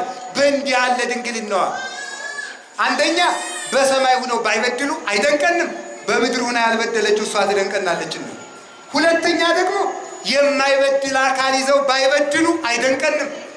እንደኛ በደል የሚስማማው ስጋን ከአራቱ ባህሪያት የተፈጠረ ስጋን ይዛ ግን ባለመበደል በንጽህና ይዛው ስለኖረች በዚህ እንደነቃለን። ሶስተኛ መላእክት በህሊናቸው ድንግልና ከእግዚአብሔር ጋር ታርቀው ይኖሩበታል እንጂ እግዚአብሔርን ለመውለድ አይበቁበትም። የድንግል ማርያም ድንግልና ግን አምላክን አፍርቷልና መላእክትን የሚበልጥ ድንግልና አላት እመቤታችን። ይችን ድንግል የሰጠን እግዚአብሔር የተመሰገነ ይሁን። አሜን በሉ እንጂ። አው ብዙ ድንግልናዋ ነው ብዙ ጸጋ ያሰጠን። ምንስ ድንግል ድንግል ይሉናል? ያው ድንግል ማርያም መሆኗን እናውቃለን እንዳትሉ፣ ብዙ ድንግልናዋን ስትሰሙት ብዙ ሀብታን ታውቁታላችሁ ማለት ነው። ለዚህች ድንግል ነው አቻ ለሌላት ለእግዚአብሔር እናትነት የበቃች ማምላክን ተመልከቱ። እግዚአብሔር ልጅ ያለው ማን ሴት አለ? እግዚአብሔርን ልጇ ያደረገች ማርያም ብቻ ናት። እግዚአብሔርን ልጇ ያደረገች ጥያቄ እግዚአብሔር ልጇ የሆነላት እኛን ልጅ ብታደርገን ከባድ ነው እንዴ? እኛማ ለእኛ ምንም ስትበዛብን ነው ስትበዛብን እናት መሆኗ ሲበዛብን ነው እንጂ እኛ ማርያም እናታችን ብንል የሁሉ እናት ብትባል ብዙሃን ማርያም ብትባል እመብዙሃን ብትባል የብዙዎች እናት ብትባል የነቢያት እናት ብትባል አይደንቅም። የእነዚህ ሁሉ ራስ የእግዚአብሔር እናት ስለሆነች ማለት ነው። እና የህሊናዋ ድንግልና ይደንቃል። ከቃሉ ጋር ናችሁ። እግዚአብሔር ከሁላችን ጋር ይሁን። ይቺ ድንግል ይላል ከቃሉ ጋር ናችሁ። አሁን ይቺ ድንግል ምክሆን ማርያም ትባላለች። ማርያም ማለት ብለው ይተረጉሙታል ሊቃውንት። ማርያም ማለት የባህር ኮከብ ማለት ነው ብለው ይተረጉማሉ። እስኪ የባህር ኮከብ በሉ። ምን አላችሁ? የባህር ኮከብ። ድሮ ዛሬ በእንትን ነው የሚመሩት። የዛሬው መርከብ ለምሳሌ አይመቸንም። አያችሁ፣ የዛሬው መርከብ በኮምፓስ ስለሚመራ ጥቅም የለውም። በቃ አንመስልበትም፣ ትተነዋል። ድሮ የነበረውን መርከብ ነው። ድሮ መርከበኞች የሚሄዱት የንጋት ኮከብን እያዩ ነው፣ አቅጣጫቸውን እያዩ የሚጓዙት ወደ ወደብ የሚደርሱት። ያ የባህር ኮከብ ከወደብ ያደርሳቸዋል። ድንግል ማርያምም በኃጢአት ባህር የዘቀተውን ዓለም ወደ እግዚአብሔር መርታ አድርሰዋለች እና የባህር ኮከብ በዝሙት ያሉትን ተመልከቱ። በዝሙት ውስጥ የዘቀቱትን ወደ ንጽህና ተመራቸዋለች። ክርስቶስን የተራቡትን ወደ ሥጋ ወደሙ ተመራቸዋለች። በሲኦል የማቀቁትን በቀዝቃዛዋ ወደ ገነት ተመራቸዋለች። ስለዚህ እመቤታችን የባህር ኮከብ ናት። የኃጢአት ማይበል የመከራ ማይበል ባዘቀጠን ወጣት ጎትታ የምታወጣን መራሒተ መንግሥተ ሰማያት እመቤታችን ቅድስት ድንግል ማርያም ስለሆነች መራሒ ትባላለች። የባህር ኮከብ ትባላለች። ማርያም ማለት ሰረገላ ፀሐይ ማለት ነው ብለውም ይተረጉማሉ ሊቃውንቱ። የፀሐይ ሰሌዳ ወይም የፀሐይ ሰረገላ ማለት ነው። የፀሐይ ብርሃን በሰሌዳው ላይ ሲታይ የጠፋ ዕቃ እንዲገኝ ፀሐይ ኢየሱስ ክርስቶስ ሰሌዳው ሰረገላው በሆነች በቅድስት ድንግል ማርያም ሰው በመሆኑ የጠፋው አዳም ተገኘ። ተፈሲ ኦግዝቴ ቅድስት ድንግል ተመልከቱ ዘወለድኪ ወለአማኑኤል ተመልከቱ። ምንድን ነው ዘሐሰሶ ለበግ ግዱፍ ወሶበረከቦ ጾሮ ዲበ መትከፍቱ ያለ ቅዱስ ዮሐንስ አፈወርቅ። ለዚህ ነው የጠፋ በግ አዳምን የፈለገው ባገኘውም ጊዜ በትከሻው የተሸከመው ቸር ጠባቂያችን አማኑኤልን የወለድሽልን እመቤቴ ማርያም ወይ ደስ ይበልሽ በሉ። አንድ ጊዜ ደስ ይበልሽ በሉ። አሁን ቸር ጠባቂያችን እንድንገኝ ጠፍተን የነበርነው እንድንገኝ። ሰው እኮ ኑሮ እንዳሳ ነበር ይላል ዮሐንስ አፈወርቅ ሃይማኖተ አበው ላይ። ሰው ኑሮ እንዳሳ ነበር አለ። እንዴት? እስኪ አሳ ሲዋኝ ሰምቶት የሚያውቅ እዚያ ባህር ወይ ጣና ሂዱና ወይ ቃለ ወንዝ ውስጥ አሳ አለ እንጃ እንግዲህ እስቲ አሁን የፈለገ ቁማችሁ ትሉ አሳው ሲዋኛው ውስጥ ይሰማችኋል? አይሰማም። የሰው ልጅም በኃጢአት ባህር ወድቆ ጸሎቱ አይሰማም ነበረ። ስለዚህ ድንግል ማርያም ስትወለድ ምዕራገ ጸሎት እመቤታችን ምዕራገ ጸሎት እሷ ስትመጣልን ብሶታችን ተሰማልን። እንጥፍጣፊ ወይናችን የወይኑ አተላ ተጠረገ፣ የመርገሙ አተላ ተጠረገና አዲስ ውሃ ተሾመብን። አዲስ ወይን ታፈጠልን። አዲስ ወይን ተሰጠን። ውሃ የነበርነውን ወይን አደረገችን። ጣዕመ ቢሱን ዓለም የለወጠችው እመቤታችን ድንግል ማርያም ነው። ስሟ የጣፈጠ ስለዚህም ትባላለች ሰረገላ ፀሐይ። ሰረገላ ፀሐይ በሉ። ልዕልት ክብር ተላኪተ እግዚአብሔር ወደ ሰው የላካት ምሕረት አሰጭ ብሎ ሰው ወደ እግዚአብሔር የሚልካት እስኪ አንድ ጥያቄ ልጠይቃችሁ።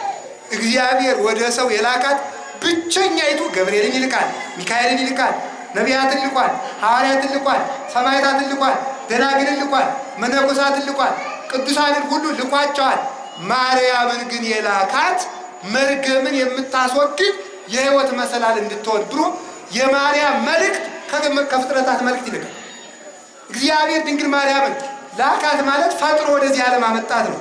ፈጥሮ ወደዚህ ዓለም ሲያመጣት የሕይወት መገኛ እንድትሆን ነው። ነቢያትን ሲልካቸው ስለ ሕይወት ትንቢት እንዲናገሩ ነው።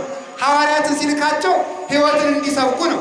ሰማዕታትን ሲልካቸው ስለ ሕይወት እንዲጋደሉ ነው። መላእክትን ሲልካቸው ስለ ሕይወት እንዲያማልዱ ነው። ማርያምን ሲልካት ሕይወትን እንድትወልድ ነው። ስለዚህ እሷ ተመልከቱ፣ የእሷ መልእክት ከሰው መልእክት ስለሚበልጥ ተላኪተ እግዚአብሔር ወሰብ፣ እኛም ወደ እግዚአብሔር የምንልካት ብቸኛይቱ መልእክተኛይቱ እሷ ናት። ምክንያቱም ሌሎቹ ሲቆሙ አቤቱ የተናገርኩልህን ትንቢት አስበህ ሕዝብህን ማር ብሎ ኢሳይያስ ያማልድናል። የሰበኩትን ስብከት አስበህ ማርልኝ ብሎ ጳውሎስ ያማልደናል። ቅዱስ ጳውሎስ ያማልደናል። ሐዋርያት ሌሎችም ያማልዶናል። በመንኮራኩር ስለ አንተ እየሰበኩ የተፈጨሁትን ማርልኝ ብሎ ቅዱስ ጊዮርጊስ ያማልድናል። በእውነት በገደል የተወረወርኩትን አስበህ ማርልኝ ብለው አቡነ ተክለ ሃይማኖት ያማልዱናል። 100 ዓመት አሳ እስኪመላለስብኝ ድረስ በዓይን ውስጥ የኖርኩትን አስበህ ማርልኝ ብለው ገብረ መንፈስ ቅዱስ ያማልዱናል።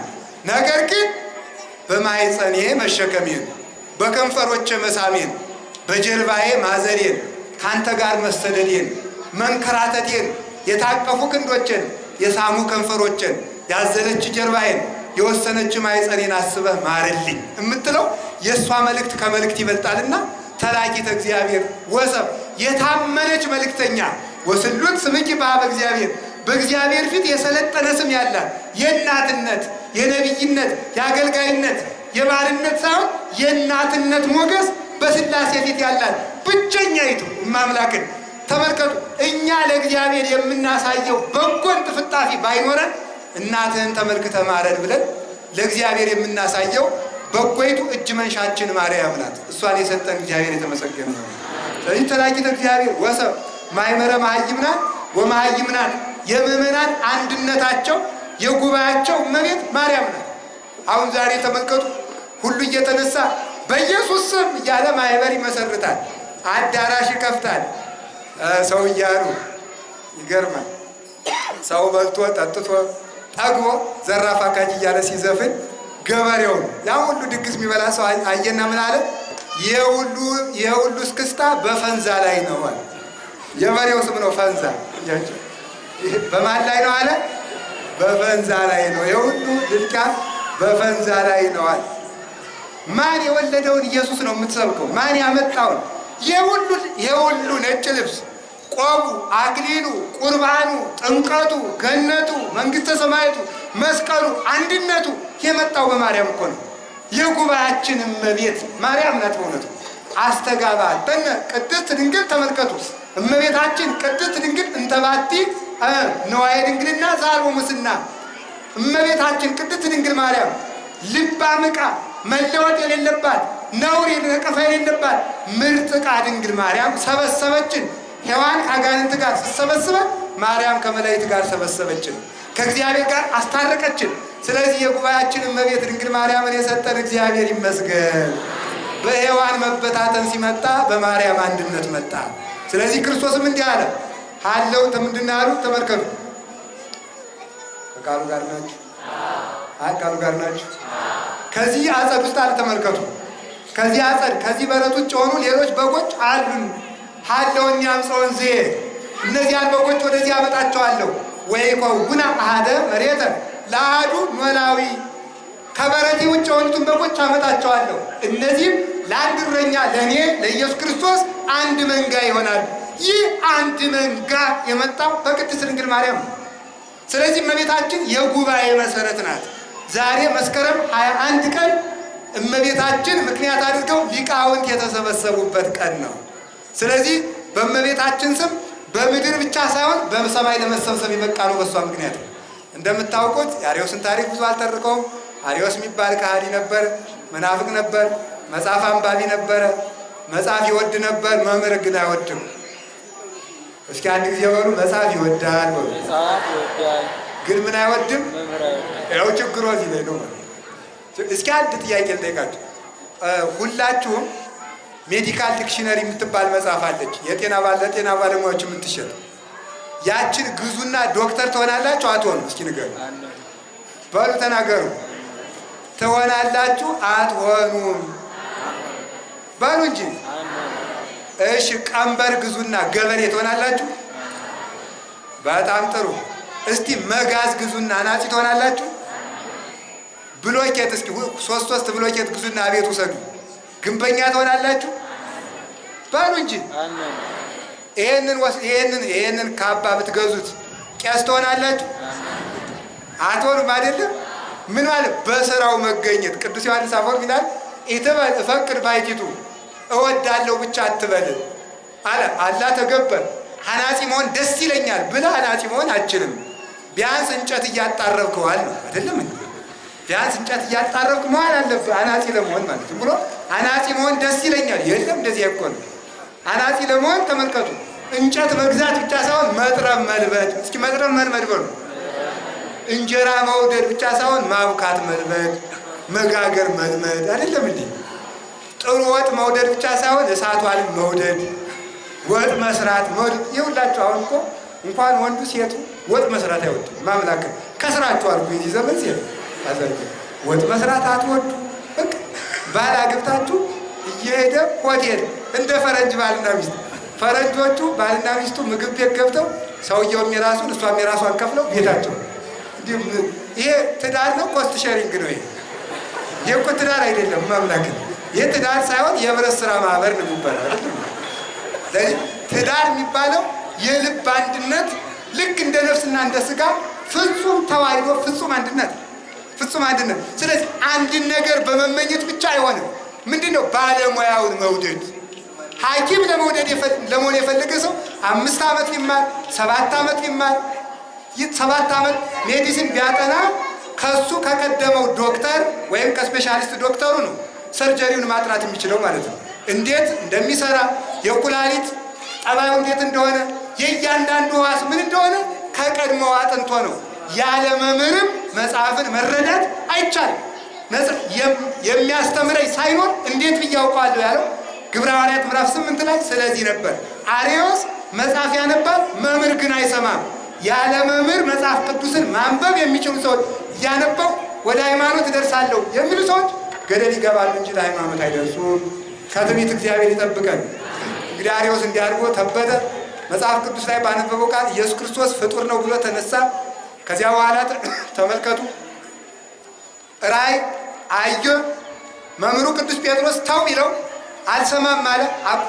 አለፍ አለፍ እያልኩ ነው መርጋቸው። ኧረ ተው አርዮስ ከመጽሐፍ ብታነበው እኔ ካልተረጎምኩልህ እንዴት ብለህ አወቅኸው? ኧረ ተው ቢለው ትቻለሁ እያለ መንደር ለመንደር እያውደለደለ ለሴቱ ለውሃ ቀጁ ሁሉ ይሰብከው ጀመር። በግጥም ግጥሚቱን እየገጣጠመ ዘፈኒቱን ድምፀ መልካም ነበር። አርዮስ እና ደግሞ አንድ ሰው እያለ ቅዳሴ ቀድሼ እንደው ስሙን አልጥራው ብዬ ነው አዳለ እና ሲዘፍኑ በጋጥ ያለው ፈረስ ያሽካካ ነበር ይላል። ድምፀኛ ናቸው በእውነቱ ግጥም ይችላሉ፣ ድምፅም ነበራቸው።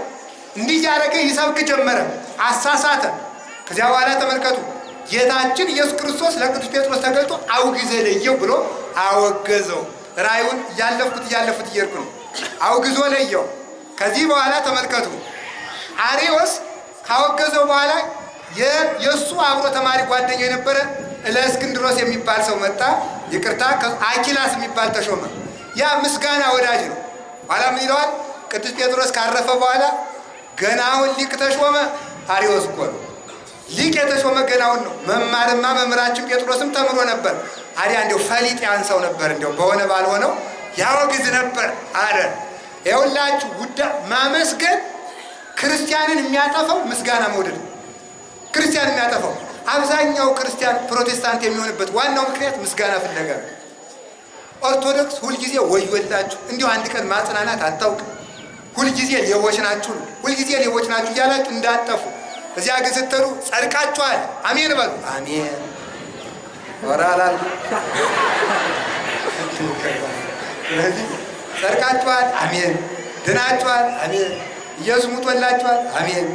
እስኪ ጀግና ማለት ኢየሱስ ሙቶልኛልና አልሞትም በሉ እስኪ። ይቻላል?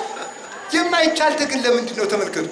ክርስቶስን ከወደድከው በክርስቶስ መንገድ መሄድ ነው። እንደ ራበው መራብ፣ እንደ ተሰደደ መሰደድ፣ እንደ ተጠመቀ መጠመቅ።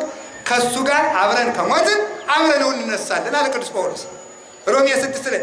አብረው መሞትን ጠልተህ አብረው መነሳትን ለምን ትፈልጋለህ?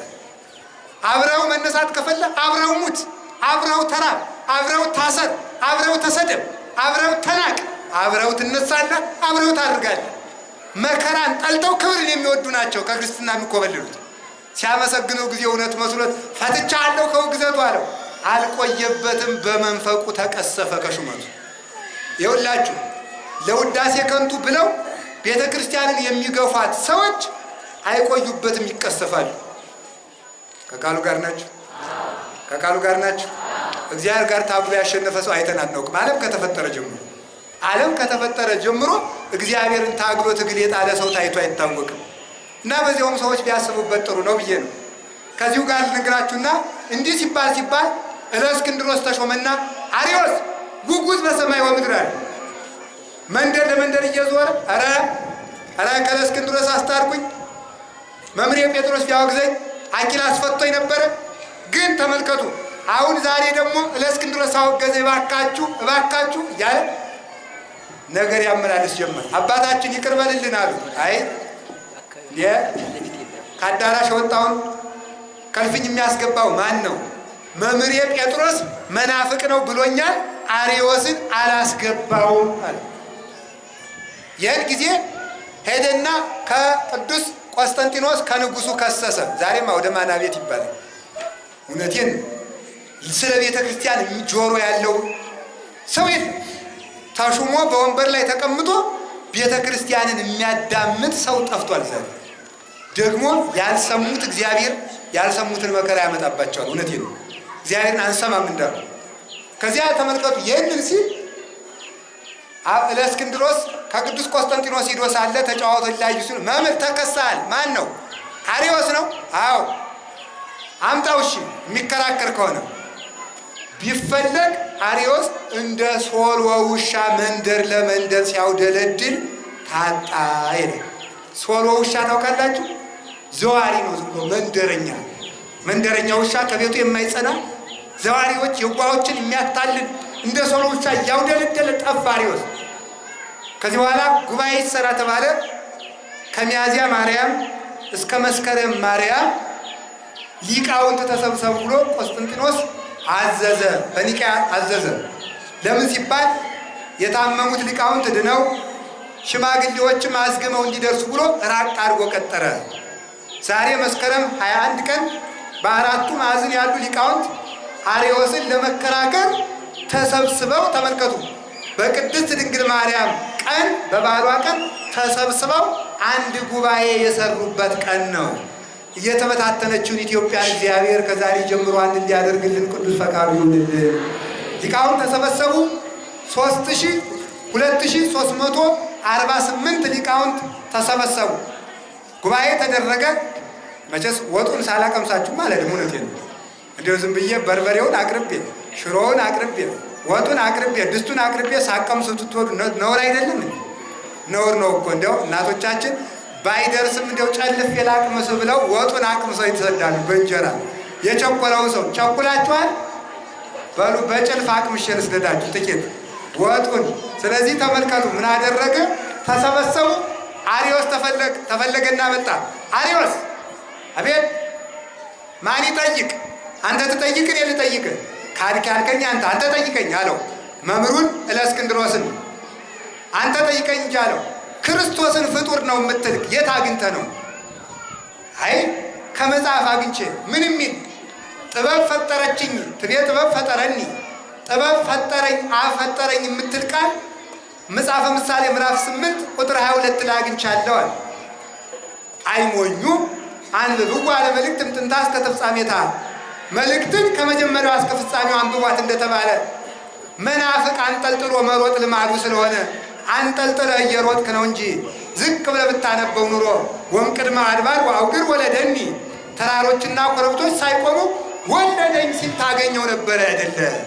ታዲያ ተመልከቱ፣ ክርስቶስ ፍጡር ከሆነ ተራሮችና ኮረብቶች ሳይፈጠሩ ወለደኝ ለምን አለ? የወለደውን ፈጠረው ትላለህን? አብ ልጁን ፈጠረው ትላለህን? ብሎ በዚህ አይ ፈጥሮ ፈጠረበት ቢለው ወይም እንትኒ አለብሳ ያለሱ ምንም ምን የሆነ የለም ይልባልሳ። አንጥረኛ መጀመሪያ መዶሻን ሰርቶ በመዶሻው ጉትቻውን፣ ቀለበቱን፣ ድሪሙን እንደሚሰራ አብ ወልድን ፈጥሮ በወልድ ዓለምን ፈጠረበት የምትል ከሆነ ወልድን በመዶሻ ከፈሰልከው በወልድ መዶሻነት ዓለምን ከሰራው ወልድን በማን መሳሪያነት ፈጠረው? ያለሱ ምንም ምን የሆነ የለም ይልባልሳ ሲለው ጭጭ አለ ይላል። ደግሞ ሊቃውንት አትናቴዎስ ተነሳና ጨመረለት። አርዮስ አቤት፣ ወልድ ፍጡር ነው ትላለህ? አዎ። ክርስቶስን ታመልከዋለህ? አዎ። አሃ በጣም ጥሩ። ወልድ ፍጡር ነው ትላለህ? አዎ። ሎቱ ስብሐት። ታመልከዋለህ? አዎ። ኦሪት በፍጡር የሚያምን ርጉም ነው ትላለች፣ ትቀበላለህ ቃሏን? አዎ። እንኪያስ አለው ወልድ ፍጡር ነው የምትል ከሆነ ፍጡሩን አመልካለሁ የምትል ከሆነ ኦሪት በፍጡር የሚያምን ርጉም ነው ትላለችና አንተ ርጉም ነህ፣ አንተ ርጉም ነህ አለ። በዚህም ጭጭ አደረገ። ከቃሉ ጋር ናችሁ። እንደገና ደግሞ መለሰውና እግዚአብሔር መጀመሪያ ወልድን ፈጠሮ በወልድ ውክልና ዓለምን ፈጠረው የምትል ከሆነ እግዚአብሔር ይህን ዓለም እስካለመፍጠር ደርሶ ትዕቢተኛ አምላክ አይደለም ማለት። ምን ማለት እንደሆነ ግን ይገባችኋል? አሁን እግዚአብሔር ዓለምን እስካለመፍጠር ደርሶ ትዕቢተኛ አምላክ አይደለም። እስኪ በሉ አንድ ጊዜ አቤት በሉ እንጂ እግዚአብሔር በሉ ዓለምን እስካለመፍጠር ደርሶ አቤት ትዕቢተኛ አምላክ። መጀመሪያ ደረጃ አንጠብቅ፣ እነገሌን አናገር፣ በእናንተና ተፈጠር ብሎ ዓለምን እኔ ራሴ አልፈጥረውም ብሎ በተወራጅ አልፈጠረውም። ምሳሌ ለምሳሌ አሁን እኔ የአንዲትን ሀገር ጠቅላይ ሚኒስትር እጄ የቀበሌ መታወቂያ ይስጡ ይብላቸው ምን ይላሉ?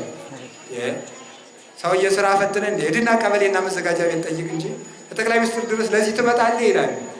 ስለዚህ እታች ባሉት የሚያስፈጽም እግዚአብሔር ግን ይህን ዓለም ሳይንቅ በራሱ እጅ ፈጥሮታል እንጂ በውክልና አልፈጠረውም። እግዚአብሔር የዚህ ዓለም ፈጣሪ አልባልም ብሎ ተወራጅ ፈጥሮ በዚያ የፈጠረው አይደለም። ፈጣሪ ፍጡር የለም፣ የተፈጠረ መፍጠር አይችልም። ክርስቶስ ግን የፈጠረ ፈጣሪ ስለሆነ እንጂ ፍጡር ስላልሆነ ነው ብሎ በዚህ ረድቶታል። ከቃሉ ጋር ናችሁ? ጨመረና የመጨረሻ ናት ዕብራውያን ምዕራፍ 1 ቁጥር 3 ላይ ዘውቱ ጸዳለ ስብሐቲሁ ይላል። ክርስቶስ የአብ ጸዳል የአብ ብርሃን ነው ይላል።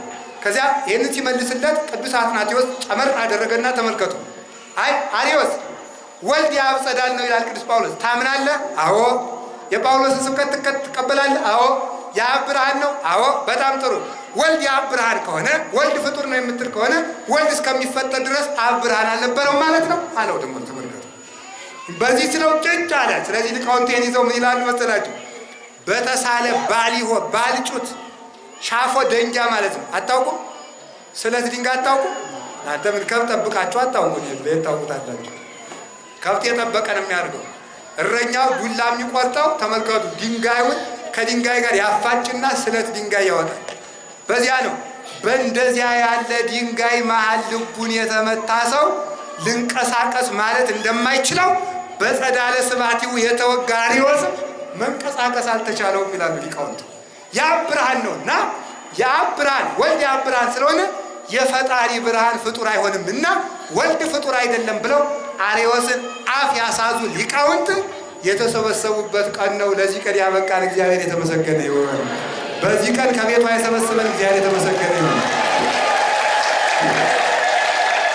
ታዲያ አንድ ሀሳብ ልንገራችሁ።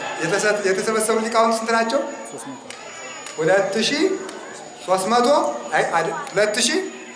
2348 ናቸው።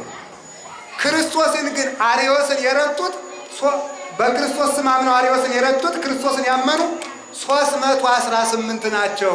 አስቡ። የካዱትን ቀንሱና ንገሩ።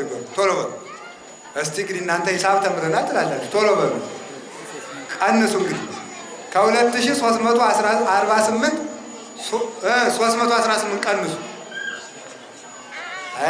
አይውርድ ካልኩሌተር አውጡ። ስንት ሆነ? 2010 ነው። አቤት 2000 ስንት ነው? 2000 ስንት ነው? 30 አለ 20 አለ 10 ይላል። ይገርማል። ይህቺ መውቀቱና ማለት ነው። እንዲሁ እናንተ ቁስ አትምሩ። ማምላክን ፒኤችዲ ያለኝ ማስተር አለኝ አትጃጃሉ። ይህችን ማስላት ሲያቅታችሁ ማለት ነው። ሊቃውንት አባቶቻችን አቡሻሩን በደንብ ያመሰጥሩታል።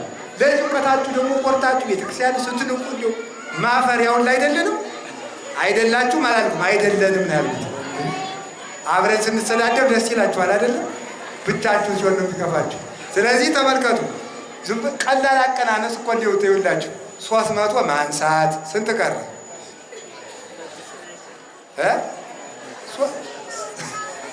ይሄም ከበደ በሉ በቃ ሂሳቡን ኋላ አስሉት። እንግዲህ 300 ስናነሳለን ስንት ቀረ? አቤት 2348 300 ስንት ቀረ? 2048 አይደል? 18 ቀንሱ 2030 ይገርማል። 2030 ካህዲ ሆነ ማለት ይገርማል። 2030 ምኑ መቀረ? 318ቱ ሰለስቱ ምዕት መስከረም 21 ተሰብስበው ህዳር 9 ቀን በእውነቱ ጎንደር የታደለች ናት። ሰለስቱ ምዕት ቤተክርስቲያን አለ። እኛ ግን ዘመኑ ደመቅ ብሎ ስላልተሰራ ብዙ ጊዜ አንጎበኝም። እንደዚህ ያለው ቤተክርስቲያን በደንብ በእውነት ሰለስቱ ምዕት የሃይማኖታችን መሰረት ናቸው። ሂዳችሁ ማየት መጎብኘት፣ ቤተክርስቲያን እንዳቅማችሁ መርዳት ይገባል። እውነቴን ነው። እግዚአብሔር ማወቅ። ታዲያ እነዚህ ሊቃውንት 318 ሊቃውንት ተሰብስበው እነሱ ሲያምኑ ሌሎቹ ካዱ። ለምን መሰላችሁ? መልስ እንመልሳለን ሲሉ ሌላ ክደት እያመነጩ ይሄዱ። ሌላ ክደት፣ ከክደት የከፋ ክደት ማለት መልስ መለስኩ ብሎ የሚክዱት ክደት ነው። ስለዚህ ቅዱስ ቄርሎስ ምን አለ? እውቀት ሳይኖረው ስለ ክርስቶስ እከራከራለሁ የሚል ሰው የባስ ክርስቶስን እየቀሰቀሰ ያሰድበዋል። ያለ አቅም ክርክር አትቅጠም። ያወቃችሁትን ብቻ ይዛችሁ ኑሩ። 3 ጥቅስ ከማወቃችሁ መናፍቃንን ናግጠመኝ ብትሉ ጥቅሲቱ ስታልቅ ጆሮአችሁን ብለው ይወስዷቸው ብላዳረሻችሁ ማለት ያልቃል። 5 ብትሆን ታልቃለች። ማቴዎስ ምዕራፍ 5፣ ዘፍጥረት ምዕራፍ 3፣ ሮሜ ምዕራፍ 2 አለቀ። ኋላ ሳጨጭ እንደዚያ እንዳይሆን ያወቀ ሰው ለመምህራን ክርክሩን ለመምህራን መተው ነው። ከቃሉ ጋር ናችሁ። ቢያይ ከሁላችን ጋር ይሁን።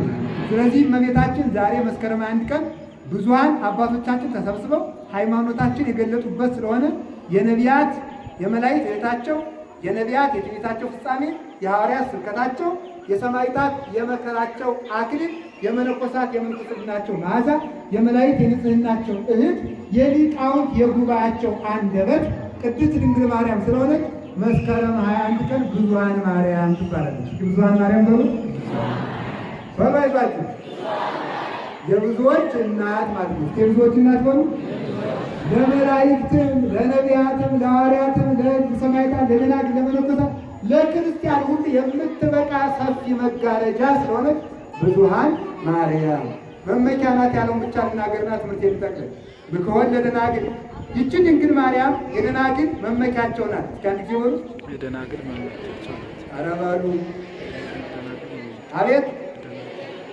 እስኪ አንድ ጊዜ ጠይቃችሁ ለመጀመሪያ ጊዜ የሴት መብት የተከበረ መቼ ነው? ሲያዙ መልሱ። በሕገ መንግስቱ አንቀጽ ይህን ያህል እንዳትሉ የቤተ ክርስቲያን መልስ ነው። ለመጀመሪያ ጊዜ የሴት መብት የተከበረ መቼ ነው? ሴቶች ነው አሁን መመልስ ያለበት። አታውቁትም? መብታችሁን አታውቁ? ለፍርድ ቤት ሲላችሁ ነው የምታውቁ መብታችሁን ባሎቻችሁን ለመክሰስ።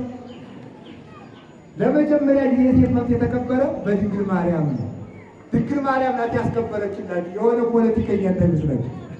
ማርያም ናት የመብታችሁ ጠበቃ። እመቤቴ ዕዳ ነበረባችሁ እናንተ። ምክንያቱም ወንዶች ምን እያሉ ይመኩባችሁ መሰላችሁ? መነኩሴ ይመኩባችኋል። መነኩሴ ጾታ የለውም። አያችሁ፣ ጾታ የለውም። መነኩሴ ወንድም አይደለም ሴትም አይደለም፣ መልአክ ነው።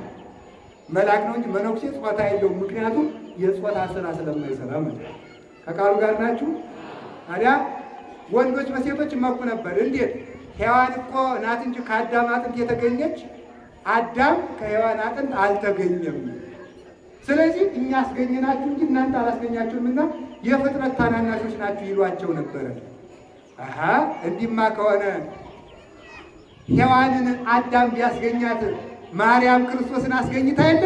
ስለዚህ እናንተ በአዳም ብትመኩ በሔዋን ብትመኩብን እኛ በማርያም እንመካባችኋለን ብለው ሴቶቹ ተመልከቱ የፍጥረት ዕዳቸውን ጭምር ከፈለችላችሁ ማለት ነው።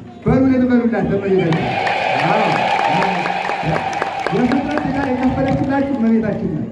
እንግዲህ ዕዳ የለባችሁ ማለት ነው። አሁን እንግዲህ ከእኛ ጥንት እኮ ነው የተገኛችሁ ሚላችሁ ካለ ይህማ ምን ቁም ነገር አለው? እኛ ከእናንተ ብንገኝ ቁም ነገር የለውም። የፍጥረታት ፈጣሪ የተገኘ ከሴት ነው ብላችሁ እንድትመኩ ያደረገቻችሁ እመቤታችን ነው። በዚያ በላይ ደግሞ በእናንተ ምክንያት እናንተ ምስጢር አትጠብቁ፣ የነገሯችሁን ሰሚዎች ችኩሎች እያወጣችሁ በለስን በልታችሁ ከገነት አባረራችሁ ሲሏችሁ እኛ በለስ አብልተን ብናባረራችሁ ማርያም ልጇን አብልታ ገነት አስገብታችሁ የለምን? አልፋችሁ ቁጭ በሉ ብላችሁ እንድትመኩ አድርጋችኋል። እልል በሉ አሁን። ስለዚህ ለዚህ ትምክህት ያበቃቻችሁ በእናንተ ምክንያት ርስት አጥተናል፣ ከገነት ተባረራልና መሬት አትካፈሉ፣ ከዘር አትቆጠሩ፣ ርስት አታገኙ ብለው ወንዶች በሴቶች ይመኩ ነበር። በእኛ ምክንያት ከርስት ከገነት ብትወጡ በማርያም ምክንያት ሰማያዊ ርስት ወርሳችሁ የለም ብላችሁ እንድትመኩ ያበቃቻችሁ ማናት? እመቤታችን ድንግል ማርያም ናት። ዝም ብሎ መኩራት ግን አይደለም። ውዳሴ ማርያም መድገም ነው አይደለም። ዝም ብላችሁ እኛ ያልመጣችኋለን ብትሉ ጥቅም የለውም። ስለዚህ እናንተ እውነቴን ነው የማምላክ እራሳችሁን ማስከበር አለባችሁ። ለዓይናችሁ ሴቶች ያላችሁ ዓይን ለዝሙት የተሰጠ ሳይሆን የያዛችሁት ዓይን እመቤታችን ገብርኤልን ያየችበት ዓይን፣ የያዛችሁት ጆሮ ዘፈን የምትሰሙበት ሳይሆን ድንግል ማርያም ገብርኤልን የሰማችበት ጆሮ፣ ማኅፀናችሁ ድንግል ማርያም አምላክን ከኃጢአት ብቻ በቀር እናንተን በኃጢአት አትመስልም እንጂ ማኅፀኗ በድንግልና የኖረ ነው እንጂ የታተመ ንጹሕ ነው እንጂ እንደናንተ ባለ ሥጋ ከኃጢአት በቀር በንጽሕና አምላክን የተሸከመ ማኅፀን ነው። ራሳችሁን አስከብሩ። በየሜዳው ክፍላችሁን አትጣሉ። የምትወልዷቸውን ልጆች አትጣሉ። እስቲ ሆስፒታል ብንሄድ ዛሬ እየወለዳችሁ ልጅ የጣላችሁ የምትጠፉ ሴቶች ትኖራላችሁ፣ እዚህም ትኖራላችሁ። እኔ እውነቴን ነው። ሲሆን አትውደው። ከወለዳችሁ ለምናችሁ ምን አሳድጉ። እንዴት ነው ልጅ ጥላችሁ ምን አይነት አንጀት ነው ያላችሁ? እንዴት ያለ ዘመኑ እኮ ተገላበጠ። በቃ ባይሆን ሴት ሩሩ ነው፣ ወንድ እንደው ልቡ ጠበቅ ያለ ነው ይባል ነበር። ዛሬ ባሳችሁ ናት። ልጅ ወርውራችሁ ሆስፒታል ትሄዳላችሁ። አሁን ብኔን ሆስፒታል ውስጥ አሳዳጊ የሌላቸው ልጆች አሉ። ማን የጣላቸው? ክርስቲያን የጣላቸው ናቸው። እንዲሁ በእውነቱ በዚህ ተመልከቱ። ድንግል ማርያም ልጅ ለምን አሳድጋ ማርያምን የምንመስል የማርያም ልጆች ነን ያለ ሰው ክብሩን ባረባ ቦታ አይጥልም። ወድቆም እንኳን በንስሐ ይነሳል እንጂ በዚያ ተሰናክሎ ለክብሩ ተጨንቆ የክርስቶስን መልክ አውርዶ አይጥልም። እኔ እውነቴን ነው። ክብራችሁን አትጣሉ። ፍጥረት ጽንስ አታስወርዱ። እውነቴን ነው። ፍዳ ያመጣባችኋል ጽንስ ማስወረድ። አሁን ዛሬ እስኪ ተመልከቱ። እነዚያ ልጆች እኮ ቢያድጉ ጳጳስ ሲሆኑ ነበር። በቁማችሁ ከሞታችሁት ከእናንተስ ያስወረዷቻቸው እነዚያ ጽንሶች ይሻላል። በቁም የሞተ ነው ጽንስ የሚያስወርድ ሰው በቁሙ የሞተ ነው። ያርጋችኋል አላሉትም። የሚመለከት ይመለከተዋል። ላላደጋችሁት ለወደፊት ይጠብቃችኋል። ከቃሉ ጋር ናችሁ? አዎ። ስለዚህ እመቤታችን ከርስት እንድትካፈሉ ከገነት እንድትገቡ አድርጋችኋለች። ይችን የሰጠን እግዚአብሔር የተመሰገነ ይሁን። አሜን በሉ። ከዚያ ባለፈ እመቤታችን የደናግል መመኪያቸው ናት ማለት ድንግልና ድሮ አያድንም ነበር። የዮፍታሔ ልጅ ድንግልናዋን ብትጠብቅ ታረደች እንጂ አልተጠቀመችም። ኤልያስ ድንግል ነበረ፣ ገነት አልገባበትም። ለረድኤት መንፈሳዊ አበቃው እንጂ ለልጅነት አላበቃውም። ሌሎችም በድንግልና የኖሩ አባቶች አሉ፣ ድንግልናቸው አላዳናቸውም። በድንግል ማርያም ዘመን ግን ድንግልና ያድናል። ድንግልና ገነት ያወርሳል፣ መንግሥተ ሰማያትን ያወርሳል። ስለዚህ ድንግልና ለድነት ተመልከቱ። ወይወስዱ ደናግለ ድኅሪሃ፣ እሷ ገነት አስቀድማ በሦስተኛው ቀን ተነስታ መንግሥተ ሰማያት ትገባለች። ወይወስዱ፣ ከዚያ በኋላ በእሷ ያመኑትን ከእሷ እያስከተሉ ወደ መንግሥተ ሰማያት ያገባሉ ተብሎ እንደተነገረ ድንግልና ለመዳን እንዲበቃ ስላደረገችው የደናግል መመኪያቸው ቅድስት ድንግል ማርያም ናት። ከቃሉ ጋር ናቸው? ከቃሉ ጋር ናችሁ? በዚያውም ላይ ተመልከቱ። ድንግልናቸውን የሚጠብቁበት ኃይል የምትሰጣቸው እመቤታችን። አሁን ሴቶቹ በድንግልና ያላችሁት አስገድደው ወደ ኃጢአት የሚጥሩ ወንዶች ቢመጡባችሁ ሰላም ለኪ እንዘ ንሰግድ ለኪ ማርያም እምነ ናስተበቋኪ ብላችሁ ብትጸልዩ እማሩዬ ናዊ ተማይጸን ልኪ ብላችሁ እናታችን ማርያም ወይ ከአዳኝ አውሬ ታድኝ ዘንድ ተማጽነንብሻል ብትሉ ከኃጢአት ሊያጠላችሁ የመጣ ሰው አይኑ ዕውር ሆኖ ከእግራችሁ በታች ይወድቃል። ስለዚህ ድንግልና የምትጠብቅ እመቤታችን ነው። ያለ ቦታው ተሰናክላችሁ የምትሆን ሳላስበው እየኮነው እያሉ ያለቅሱ ብዙ እህቶች አሉ። ለተክሊል እንበቃለን ብለው ተሰናክለው ይቀርቷል። ይህ የመጣው ውዳሴ ማርያም ስለምታቋርጡ። ማርያምን የሚያምን ሰው የድንግልና ዋጋ ብቻ ሳይሆን የሚያገኝ ድንግልናውን ትጠብቃለታል። ዛሬ መስከረም 21 ቀን የምናከብራት ዮስቲና ይች ነው ታሪኳ። ቅድስት ዮስቲና የልዑሉ ልጅ ወደዳት፣ የንጉሱ ልጅ ልዑሉ ወደዳት። ቢያረግ ቢሰራት የለም አንተ በክርስቶስ ያላመን ከኔ ጋር አትሆንም፣ የክርስቶስ ሙሽራ ካልሆንክ የኔ ሙሽራ አትሆንም ብላ እምቢ አለችው። አላገባም አንተን አለችው። ለመነ፣ ጠና፣ ታመመ። በእሷ ፍቅር ተነድፎ ታመመ ይላል። በፍትወት ፍቅር ተነደፈ። ይህን ሲያደርግ ቆጵርያኖስ የሚባል ጠንቋይ ነበረ። ስመጥር ጠንቋይ ነው። በዘመኑ የሚስተካከለው ጠንቋይ አልነበረም። ያንን ጠንቋይ ጠራና ዮስቲና የምትባል ሴት ወድጄ እምቢ ብላኛለች፣ ምን ታደርግልኝ ነው እንዴ? እሷንማ መታ ራሷ ከእግር ስር ሰግዳ እንድትንበረከክልህ አደርጋለሁ አለው። ዛሬ እንደዚህ በእኛ ቤትም አይጠፋም። ይገርማችኋል አይደለም? በዚህ ግድም ማለት ነው። በየት ግድም? ዝም ብሎ በዚህ ግድም አይጠፋም። ካልሆነ አሳብድሻለሁ የሚሉ አሉ። ሆነት ማለት ነው ሊያንገራግሩ። ውዳሴ ማርያም ከደገማችሁ ነካ አያደርጋችሁ። ደግሞ ለጋኔ እንደሚሄድ ይጅላጅል ደግሞ እመቤቴ የአምላክን እናት ይዛችሁ ሰይጣን ሊያሸንፋችሁ ይችላል። የእሷን ውዳሴ ማርያም ብቻ አታቋሉ። ማንንም ጠንቋይ አትፍሩ። ያው እግዚአብሔር ምስክሬ፣ ማንንም ጠንቋይ ውሸቱን ነው። ለነገሩ በዚህ ዘመን ጥንቆላውም አይሰራም። ጥንቆላውም የውሸት ነው። ጥንቆላ እውነት አለ እንዳትሉ፣ የሚገል ጥንቆለና ነበር። ዛሬ ግን ጥንቆላውን የውሸትን አውቁትም። ውሸታቸው ነው ዝም ብሎ ማለት ነው። ከቃሉ ጋር ናቸው። ዝም ብሎ ባህር ዛፍ ሁሉ ላይ እየመጠበጠ ነው። ይሄን ረጭቼ ማታ እባብ ነው የምልክብ የሚል ውሸቱ ነው አውቁ ማምላክ። ከዚያ በኋላ ተመልከቱ፣ ቅድስት ዮስቲና ስትጸልይ እግዚኦ ሚበዙ ለይሳቅዩኒ እያለች አቤቱ የሚያስጨንቁኝ ምንኛ በዙ እያለች ስትጸልይ፣ በእውነቱ ክብሬ የውመልዕለ ርእሴ እያለች ስትጸልይ፣ የእመቤታችን ውዳሴ ማርያም ስትጸልይ ኋላ ቆጵርያኖስ እገሌን አምጣልኝ ብሎ ማንንም ሰው ተስኖት አያውቅም። ከዮስቲና ግን አጋንንትን ሲልቃቸው ራቅ ብትን ብትን ብትን እያሉ ይጠፋሉ። ኧረ ይችን ሴት እኔ ማምጣት አልችልም አለ ጋኔኑ መጡ።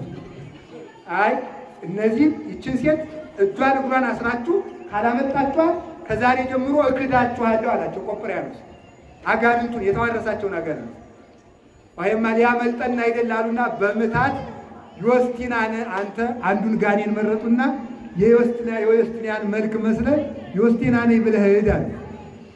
አላቀ ያች ዮስቲናን መስሎ ዮስቲና መጥቻለሁ። ኋላ ከድንጋጤ የተነሳ የሴቶች ንግሥት ዮስቲና መጣሽ፣ አትጥራብኝ ብሎ ብትንትን ብሎ እንደ ስም ቀልጦ ጠፋ። ተመልከቱ ማምናገር እንኳን የማርያም ስም በማርያም ያመኑ ሰዎች ስማቸው ያቃጥላል። ዮስቲና ስሟ ሲጠራ ተቃጠለ። ይቺ ሴት ተመልከቱ፣ ጸሎት የምትጸልይ ንጽሕት ድንግል በመሆኗ የተላከባትን ጋኔን አቃጠለች። ሳትኖር እንኳን ከምትጸልይበት ቦታ መጥቶ አስገድዶ ሊወስዳት ይቅርና በአጋንንታዊ ፍቅር ሊጠልፋት ይቅርና ስሟ በሌለችበት ሲጠራ ተቃጠለ። አጋንንቱ ጠፋ። ቆጵርያኖስም ዛሬ ጀምሮ ተለያይተናል ብሎ አጋንንቱን ክዷቸው መጽሐፉን አቃጥሎ ለክብር በቃ። እኔም በዮስቲና አምላክ አምኛለሁ አለ። ከዚያ ተመልከቱ እሱ ጠንቋይ የነበረው መነኮሰ፣ ድንግልና ስለነበረው መነኮሰ። መንኩሶ ደግሞ ቆሞስ ሆነ፣ ተማረ። ቆሞስ ሆኖ ኤጲስቆጶስ ጳጳስ ሆነ። ይገርማችኋል። በቅድስት ዮስቲና ጸሎት ሁላችሁም እዚህ የተሰበሰባችሁ እህቶቻችንን ለጥፋት ሳይሆን ለድነት ምክንያት እንድትሆኑ እግዚአብሔር ይጠብቃችሁ። ዋናው እሱ ነው። ዮስቲና ድንግልናዋን ጠብቃ ጠንቋዩን ለጵጵስና አብቅተዋለች። እስኪ እናንተ መክራችሁ ለቁርባን ያበቃችሁ ሰው አለ? እነዚህ ውስጥ ሴቶች እህቶቻችን እንደዚህ አድርጋችሁ እንችላለን እኛም ለቅድስና የተፈጠርን ነን ብላችሁ ለድነት ምክንያት መሆን አለብን ብላችሁ ለኃይል ውሳኔ ወስኑ። ያንን አደረገች። እንኳንስ ሌላ ሰው ማጽደቅ ባሎቻችሁ ማጽደቅ አቅቷችሁ የለም። ባሎቻችሁ ማጽደቅ አቅቷችሁ ወንዶችም እንደዚያው ነው። እንመጣበታለን በሌላ ቀን አይደለም? አይሻልም? አዎ። ስለዚህ ተመልከቱ፣ ከቃሉ ጋር ናችሁ።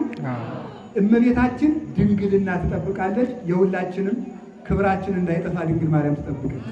የምትጠብቀን እሷ ናት እንጂ ሰው ተጠብቆ ለክብር መብቃት አይችልም።